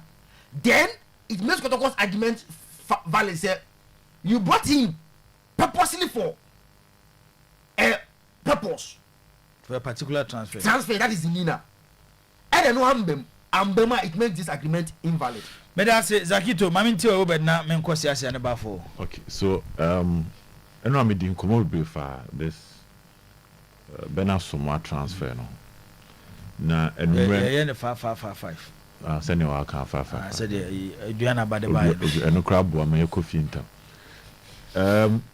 Omunfa transfer into statement into so so I decided to engage and do some little research on it. And the first thing is legally Kotoko for a mistake. Maybe I will speak to Madam for say they made a big mistake. Contract nominate call for a sign here. They made a big mistake. The word save ness kekeno a bank call for 25% ness Kotoko the mom. Now, when you speak to the contract, now I'm speaking to almost statements. No? All other technicalities account there on the mature. But there's a contractor based on the Adamanimuna, Asante Kodoko, assign it, and a Fija Liberty Force assign it. Now, what this means is that let's focus on the sell on clause, that's the future transfer, or the second condition. Omonfa into sona or more monshenu. Good. Or say if Kotoko transfer the player in this case means Somoa. Save Zelina FC. Okay. So now you need to understand the first part no krano. Nsani ya ko other ones no. Now in contract, say if you see the word saver, it means accept. And if Kotoko transfer Bena Sumwa accept Zelina FC Slovakia for a transfer fee, Kotoko will pay 25%. It means all transfer biano. I say Kotoko 25%. To me sure say Zelina the answer should be a different condition altogether. To me say na omo intention of man because I want to believe say they were not aware. Now me need interest in the Nazaki cancel whether you the statement mo contract mo me no sign and one sem eka. So if omo tono ma Zelina, I mean that the transfer fee can the onward can even be more than the 25% depending on omo mienu but ni dey ni paper no so. But save ne she won chere say if Kotokotonoma any other club 25% of the net transfer should be given to ABFC for no. And in this case Kotokotono any other club. So I asked what is the meaning of save in legal terms? Save is equal to accept. Okay. Instead of save ne yemfa accept ensha ne enkan bro for ne hade. For sure na kind. Okay. So if Kotoko transfer the player except FC, Slovakia for a fee to another club, then Kotoko will pay ABFC 25%. A fee. We know that comma for a fee to another club. And you are Slovakia for the money or Montiasiano or baby. Maybe on no on contract for Frobi. Maybe I names our contract. But now they are saying to another club. That is why the save means accept. So accept Zelina FC for a fee to another club. Kotoko will pay 25% of the net. And they now go ahead to explain what the net means. Say net no. There's any Kotoko new Olympics assemble no Olympics there be agency fee or major any other. We match net in the mean. Net nature say 1. Deduction ese Kotkutia edema efi yebete. The ese Kotkutia edema agent yebete. And other statutory deductions cost wa Ghana ha. Under the laws of Ghana. Yes, everyone says Skabeto be accounts Bank of Ghana charges nyina na yetitini nyina wi and any net no. So now they've stipulated what the net means. And to save means accept. They show what they are saying. Now in the current case, me and I say based on the explanation, I was like, oh, okay, then it means that says Yelena Diana Baswa. But processing it this morning, that is why I realized say based on this statement there, 25% are kept. And now any other club now has Celta Vigo. But conforma tono. And they are Celta Vigo. Indeed. Indeed, say you call back to mo contractor money signing and no na akofan komonaba into have to the technicalities involved no say say ne say court disciplinary committee impono mu they can take this legal document to court. That's what one thing we should know. They can take this legal document to court because this is a contract. So even if they lose for the football side, this is money under the laws of this country. Ebia football for link there, football for side there can be some documentation be made me wrong. But when it comes to Ghana contractor, as long as enkontia Ghana mra, so it can go against the football rules and on bet me ebia bet me atwam. But the back Ghana mra mu a yenton the money we still a contract me no sign one chain because ebia near the question football they combine the rules of the game football. Na the laws of the country. I think the laws of football got a massive chance because the player based on no they catch him. The player was registered as an amateur player, and therefore as an amateur player, there's no onward transfer. Okay. Tier the core football mremua. Ebi hono. Based on the technicalities involved in football, no, a different case altogether. But now they will take this contract to a court, pleading say many kotoko agreement we want change. Indeed kotoko assign it. So now it comes back to the word save. Senkasa save ni one aye Zelina ne dia send yenke fan say o ton ne ko ha. And a woman says can but somebody I say a football court there. Oh, I think football court kotoko massive chance when it comes to Ghana court. I think the Ghana mremu aye hwen krata no. Ni afa no word by word ni interpret words no. But I say Obed mama ko say your captain mama ntiu. Civil court to football court to if you just for no case. Yeah the release letter and register player no. Yes, if you don't know to release on the registered player. But the same Kotoko, no is a player, an amateur player, no. Entered into agreement. Agreement then say, and Tiasia, you 2 months, son, a memo release letter. Because my young 2 months, say, no, no, can. Me for release letter, no, amount. And there be a catch and go on and say, yeah, you player, no, na, Yajina, move and touch you to onward transfer. When the player between the age to 23 can perform because for player amount. That is why I started the South American example. So say omo ko to Roma say Sakwa player 18. So the agreement agreement before I can no. Entiasia e ma me de makoda e de ma wo kotoko. Ana ya choto ho, ana wa sign na ya sign. Afen Jakobaya, afen na woni betia mu say no e amateur. Na that na unim sa na onim bias argument no. What is it? So they can afterthought na kotoko ye no. Sika ba, edipa ni hu sika na ni han. And that na obe kire say but at that time na onim yes entiasia no. And mom the player ni ma. I wouldn't have given the player to you. Sasantia because agreement ba as na release aba. Sami man entiasia me mo release. Et nkrofo ni gi tu mu say na kotoko woni ye yaka. Edu te mo release mo da ko register player no. Ana o ti ko register player no. Edu ti no entiasia ba agreement o wa sign kotoko letter. Kotoko administrator assign ya dey assign wa ja to bi e wo copy da wo copy mo copy da ho no.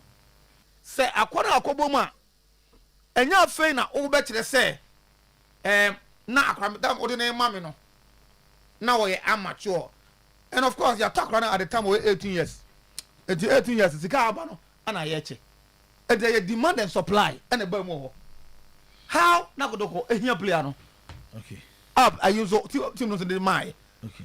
And you cannot throw agreement away and can say, now we are mature and Tino. What I say? Bagati, my mimi sao, the old club, AF Liberty. Going through all this, if this is what they wanted, are there no more unregistered player as a professional player before transferring him to Kotoko? Oh, this is a coach team. Coach at that level there, he's an amateur player at that time. So if I am a amateur player, my memory, in the system, which is the Ghana Football Association system, you are registered as an amateur player. And based on the laws of the game, HSA, amateur players, the only benefit of Munya is training and compensation. That's so So in this case, see register no at the FA as an amateur player. Me de bisa question so. Oh yeah. And here for the for the benefit. That is what I mean. Is it a transfer percentage fee and I say on be benefit from training and compensation? That's what I make us say a demand and supply. At that time, I nobody play any match until Kotoko. So, somebody Kotoko bet to register player no. Football, a lot of agreement behind the scene. Enko FA, not say Enko FIFA, TMS system no. But just outie. I don't know. Somebody bet to register as amateur at that age, you know. You be corner sir. Mama release. As your mom release na register player no per age below 17 years that time. At that time 70 years would register no. So what me register no meanwhile was I who kotoko no the kotoko agreement that kotoko ni team here no kotoko was not under duress ya ntwe to as I do kotoko for so say omunyin mu say even though player na amateur at that age you know say your team turn na who team no about 25%. Okay, this is the agreement that you here what you tell me ka say say agreement no buy and sana and ko for no release amakotoko ediko register no. So Kotoko understood it, say, yes, even though I am mature. But because pay a penal, now you see a bit more tone into no. More to no, Sabaya, your tone about 25%. In two bezoches, say, the contract signed between FJ Liberty and Kumasi Asante Kotoko. Yes. Yes, sign outside player now, yeah, mature nana. Of course, they did that. Because a lot of things, your football, Zakitoni, Obiani, a lot of things behind the scenes are Enko Efi. And over to trust between the two parties. That's fantastic. So I know you trust. But you call football and money there. Trust is some maho. That is where okay you see football now. Not because of court.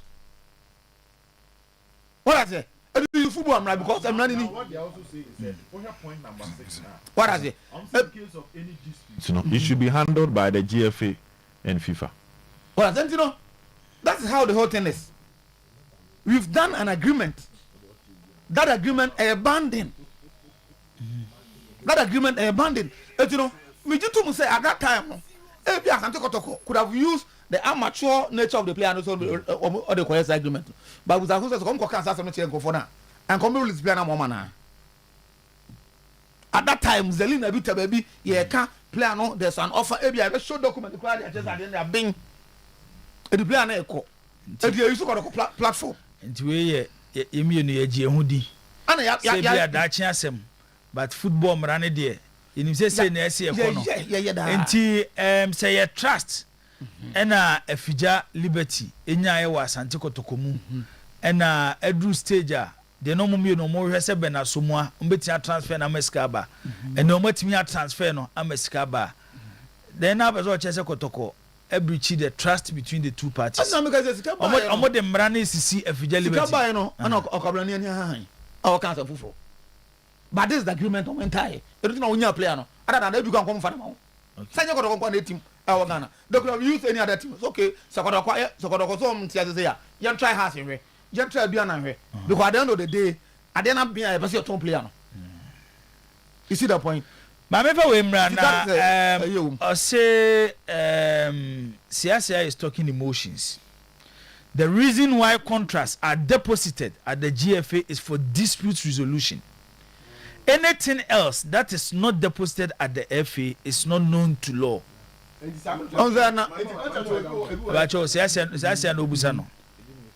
talk emotions and me play me cap room. They will say emra emotion and on what you talking. And Bernardo. What is he talking? And this message you buy. You know in the first one emra or what you can emotions. How can you tell me so emotion on emotion? Debbie. I would say man find a person. What do you mean? Or say in the first place Obetima can what some without the saying I'm talking emotion. I am interpreting your idea that. What is the emotion about this? I don't apply minimum any of the Yemfa issue about or say. Oh, don't tell me what you say. Or say.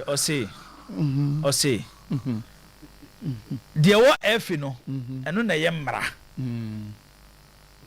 Any other thing be a word to be an yemra. Okay, they should tell the law. But they play. Say the work cannot say. Of course. No, my mother tell the law. My mother example. Sanity. They should tell the law. Because Enra issue and reason. Maybe Enra issue and reason say.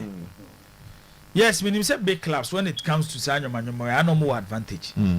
But who here are smaller clubs? So Moboko for players from a church baby. I'm more the platform now, so who am form. In Ashanti region, team B a Ashanti region B a Coast Club first division, second division, third division. So beton play and kwa Ghana ha. Uko baby a or share team kesi no hono. Which Ashanti region e kotoko. Inti se bibi kura bananti asebi koso we chira which enye mrana. I think for the sake of these small clubs are honest ne breno.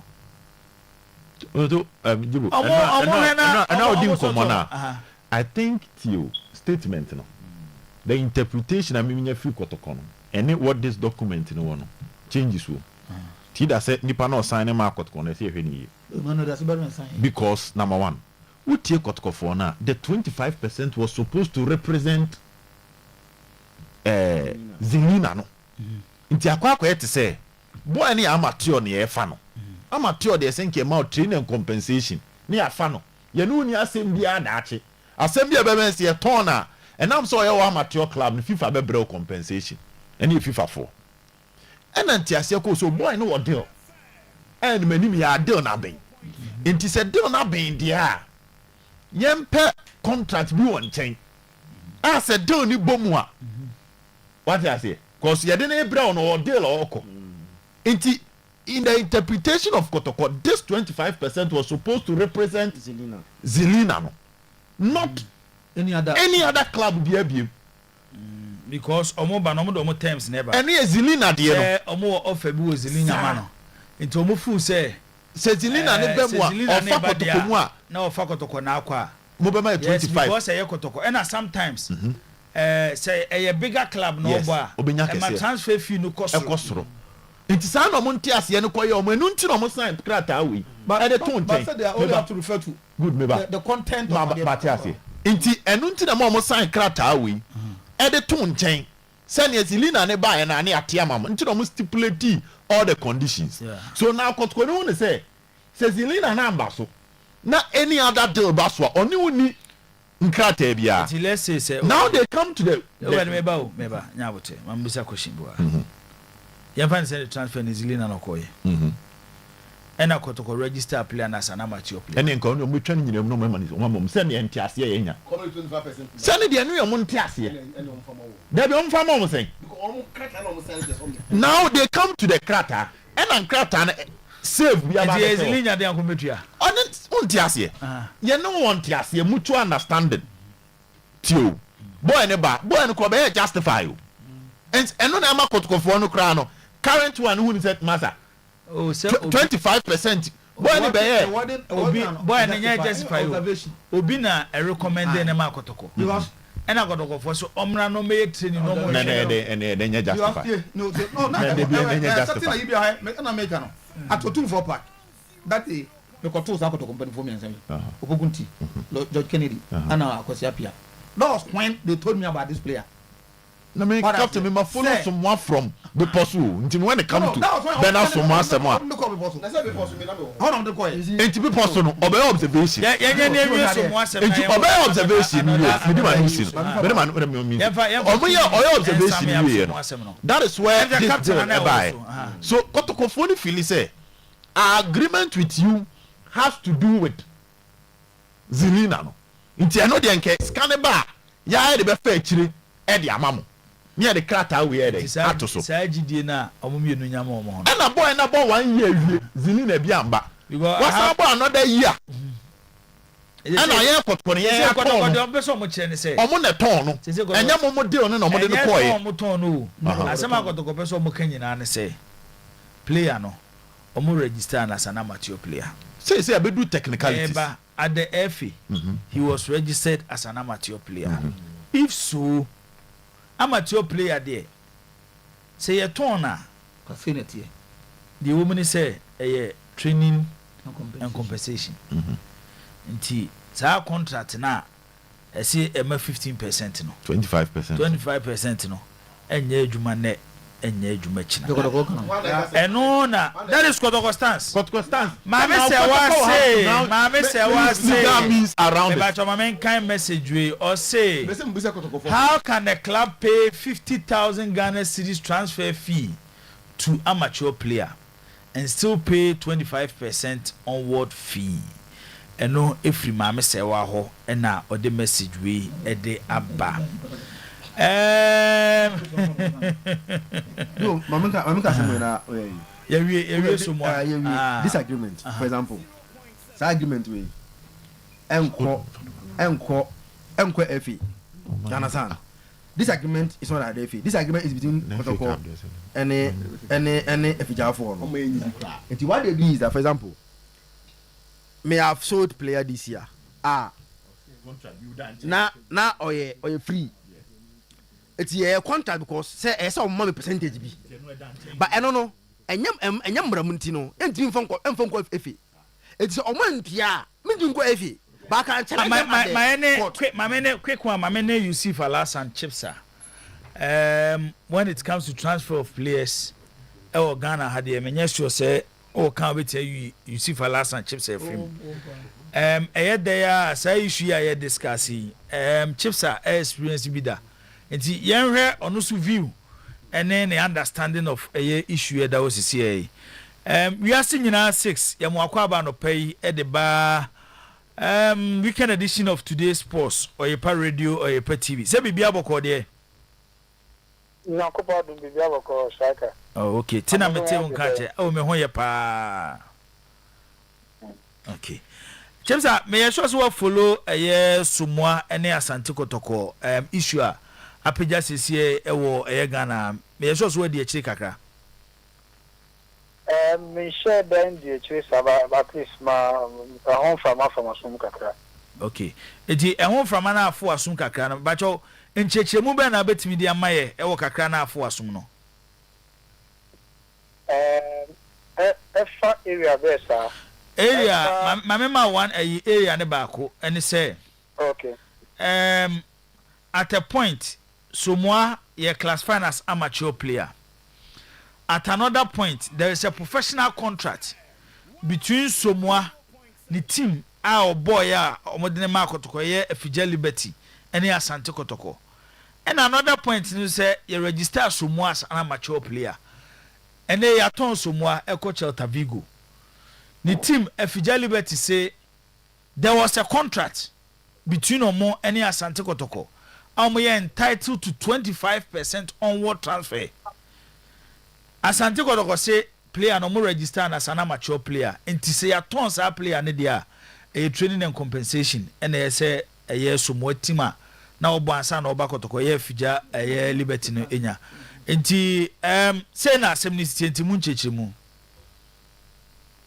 You strike me there. The kind of obet me a registered player as an amateur player, while a player no a work contract.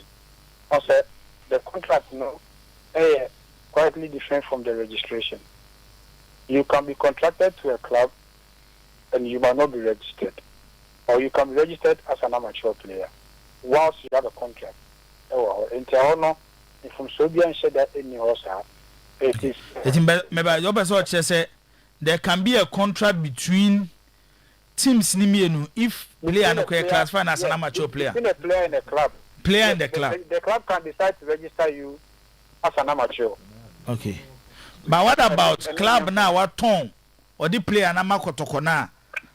You won't say player ni amateur player no. You bet me as contract bet me akosu between the clubs ni me no.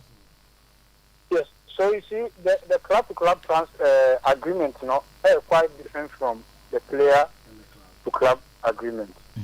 And the club-to-club contract, you know, or no, what some player now, or no, I agreement, and they are separate, and they are binding between the two clubs, the selling club and the buying club. And some player announced negotiations or any club near and separate, and boom and found two separate entities. And the club argument on Nikotokoye binding on both of them. All responsibilities and obligations a contract binding on both of them. And to be said they are also fulfilled. Okay.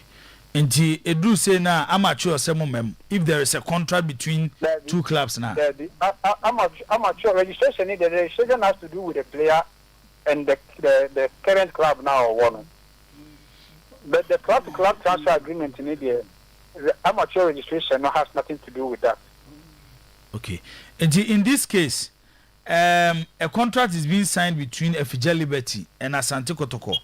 Which contract needs to say Kotoko etria 50,000 Ghana cedis as transfer fee. In case player Somoa is being transferred by Asante Kotoko to another club and her contract nima or say mama hwe se menya yina kamaka ma na watimi aboa ye wa ha ba cho we de nyabotrema me na minhwem e wa ha sisi okay cheza ba cho boy wa ha say or say a will transfer the registration of the player of professional footballer Bernard Sapon Sumo born on 10 February 2026 to Asante Kotoko permanently with immediate effect of a transfer fee of 50,000 Ghana cedis to be paid in 2 installments as follows: 30,000 Ghana cedis on 15th September 2023 and 15th August, and 20,000 Ghana cedis on 15th February 2024. I had a problem no one or say if Asante Kotoko transferred the player, save Zelina FC Slovakia for a transfer fee to another club, then Asante Kotoko will pay Fija Liberty 25% onward transfer fee.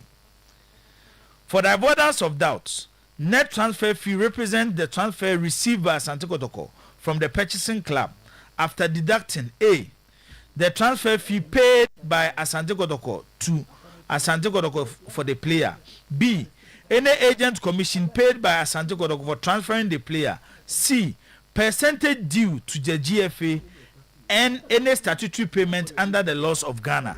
Chiefs are based on this, no. What does that mean? It means a Zelina and Kwan or Kwa, 25%, and I say any other club, Biano, a Liberty for no more Fijana, entitled to 25%. Any other club, any other club, Yobekubia. Any other club, Yobekubia, yes. The releasing club is entitled to 25%. Okay. So based on the explanation, how they may also 25% of the net amount, to a Fija team.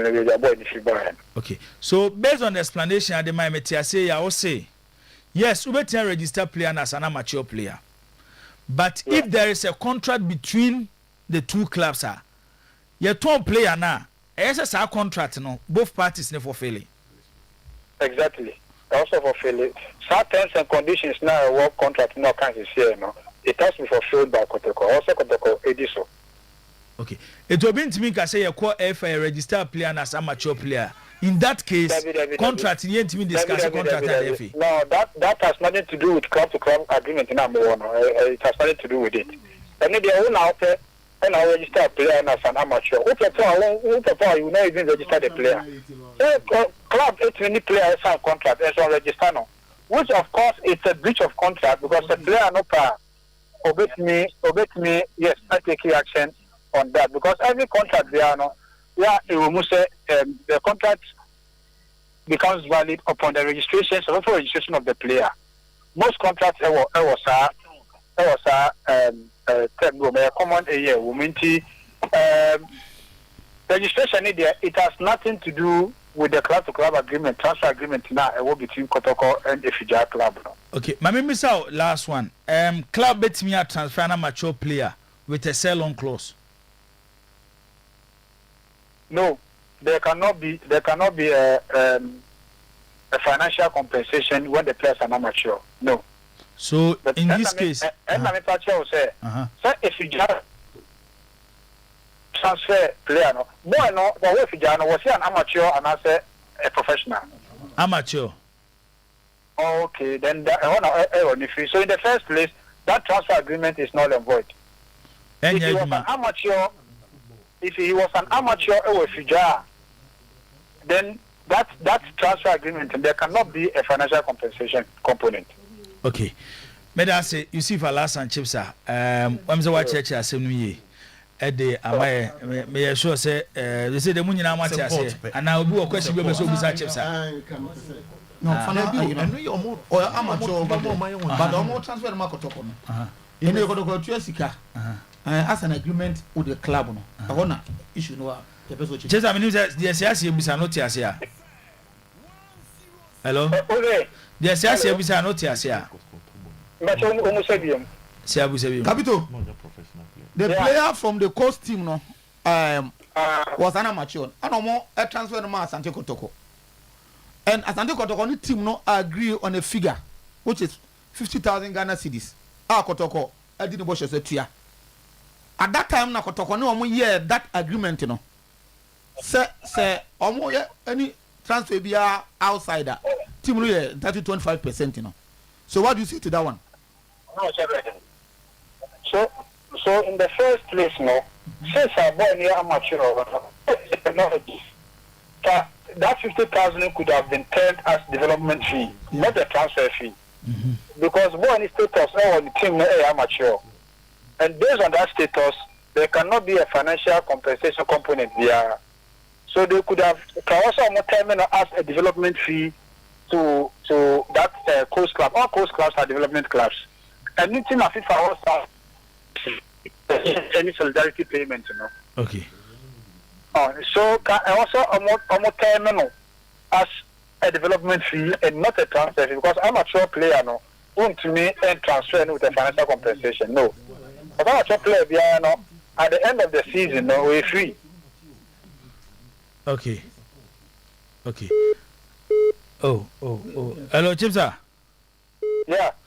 So from the question as Busani, the last question I'm Bisano. Okani Boma, what will be your conclusion? So there has been a fundamental error from the beginning, from the onset. There has been a fundamental error from the onset. Time on post club no. And I follow up with the agree. And I make so there shouldn't have been. There could be a transfer agreement between the clubs, but there cannot be a financial compensation component in the transfer agreement. Okay. Because the more amateur. Okay. If you compare not as a development fee for Muchama team, Muchama club, it cannot be a transfer fee. So after all this, no, still contract remain invalid, and I say, valid.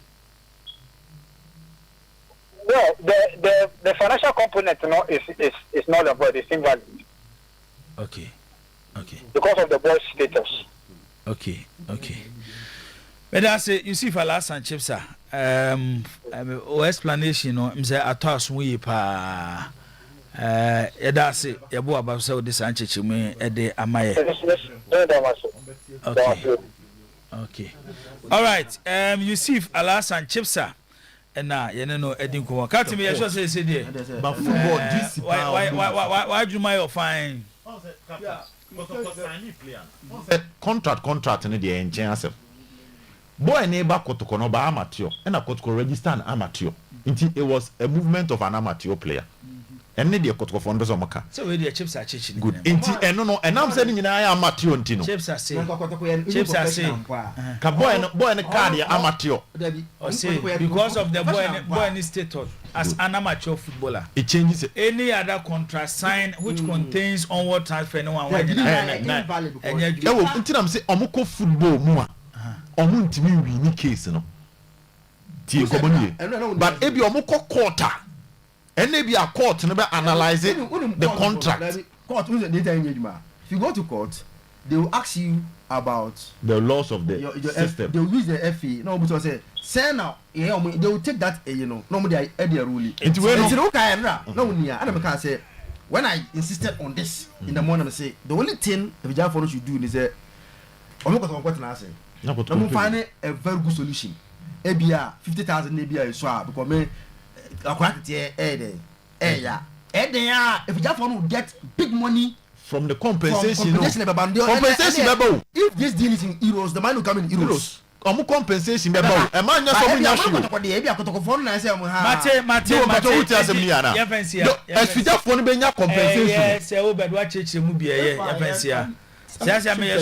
well explained. This is what you no, baby, me tell you any Sikana Kotoko term as a transfer fee, no. And I think ABS Kotoko demand as a training and development. But the contract and they valid. No, in football space. Sikanu Momna, where's Chipta Diana? Then you go to a transfer fee. It's a 70 but the contract signed it. A 70 say because the boy was coming as an amateur player. Now he has a contract be a percentage kushim.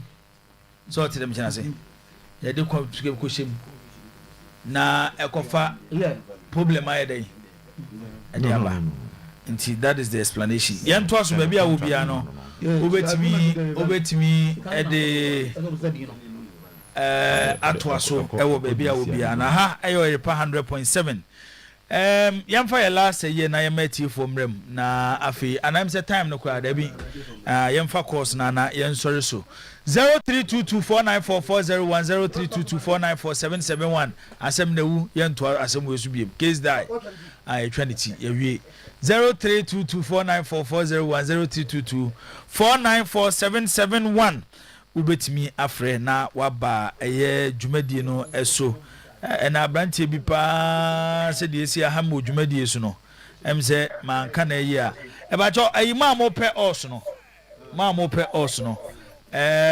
in the next 1 hour mon join me wo striker exclusive on TikTok on TikTok STRYKER exclusives on TikTok na yenni se adwuma no ewo eti yakola nso di baabi akasa finado wasemato aso ebajo medin de Hamza se shubu akoyanko Hamza yanko la denje made ayi bi tu jase ke srado yi e de pepe bia babonten na o ko se mo bia nfa second team oh Hamza aha miti ola ne ekate kaka no ye di en ko fi aba mi e di ko yi chama ke si otisi e no be say di na mporo say to wo e di nsa e ye congress e ne di ko congress na ya ko say ya what ya to congress me say say di but when you na say wo mu o to aba ma wonti no ye to ba ma wi na o say ma say di meanwhile I was say o to aba ma na o ko de ko to nim in the other side of the I was say the mother body I walk constitution wa wo kotokom nti no ye de say ye be fia ba de ye nyo bia ntemaso nti ye wa ti zabe ye wo ye support the chairman wo ye one time vice chairman e wo bro president nti me tina semna e de no mo problem be ye no me nti as ye congress I said no bia nkun tokwa ye da se Hamza ye nto aso obi su wa akire ye mane mra bi odin ba bi akasa finado wasemato aso champion jibu yes sir aso we ana na kujuku ana na etiu ana pe ma basina kasma boju na mi cha boss o kiki na de tere se me asna de Ghana ene Everton the top is one so na zakitwe kanu sa first 10 we match mo wini o mo lutu one pe ene so ya this man you ko ya o that man you munya de ntro mo se lutu ne mo me ya asna be bi asna jina no te team ja be se wa mbe danya Everton and the ne ko mbia so de mo ko be ka form so what I say that nya bridge papa na ko kwadre for dia ya njini ku ya asna the whole in the ne baba be first ana ne yeda se udi ba bi akasa finado wasemato aso Jibo ya first chance bro make a free request Charles etiu Jibo me bo wa boaso ne papa nyami chira wa tire se eduma no uni mu na be yen swate nyami chira one tisa akasa me atini ya ati one adwuma ye tie die awine sa se kana na se e confuse kaka nyami chira pa da ba okay Matisse friendly game bi so koso enche e hon results ba so le ento aso odi me bi akasa free na de wasema to aso hello your friend me for intelligence from that question e ba jomitie yeah your friend is saying yes the bia emra e adwuma agenkere emma into motion a friend is saying me ko prepare college me colleague and your friend is Siasia any obed anyway when you say your friend is more educating enough into you think and we are man emotional but wrong only the say obi your papa now and papa when you say okay your friend say Chastela me how do you call it Chasaluti yellow card issue so that means a call issue no a call a friend say disciplinary committee no and the sounds the catch say we are to back at that time.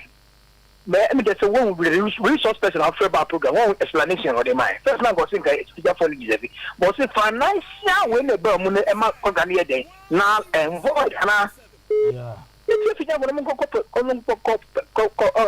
compensation why okay yeah that's it yeah to aso Udin baby akase finado asma to aso.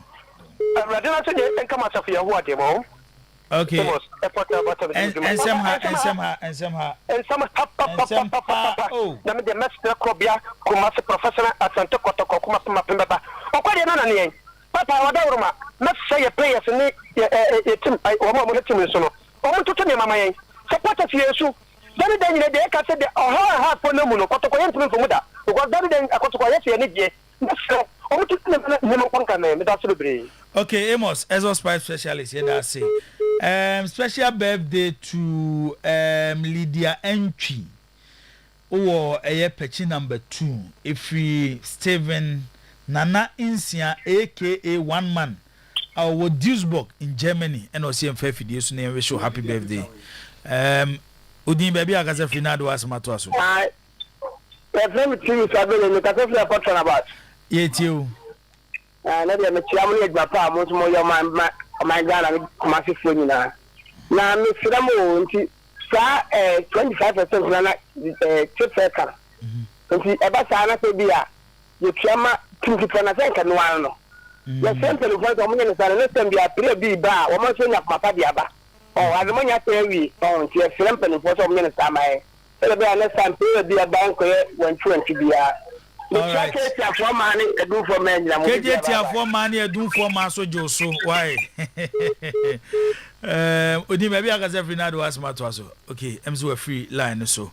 Mame eba for her ye no quick na. Man for line so na me for. Service no host e born no but former house player you man no mafo. Yeah, mafo send the breme. I say na yire. I say na no kani. Your friend no Matilda Hinsan. Matilda Hinsan. And I didn't say no actual. Ahinsa, yeah. And Matilda Awuda. Okay. Into Yemfa special happy birthday. And for Matilda. Matt, Yano Yamana, Jayediano. Yemfa baby, no, and count the answer. So, Udim baby, I can say Finado as Matoso. But most to take on. Okay, it's you. I also some ne contract as some someone or amateur until contact now one why you into Kotoko could be allowed which your Obuchama were from so many things. And some day amateur playing 1 pound that into under what any amount to be actually Kotoko which are what development fee. But what this got 500 that into contracting.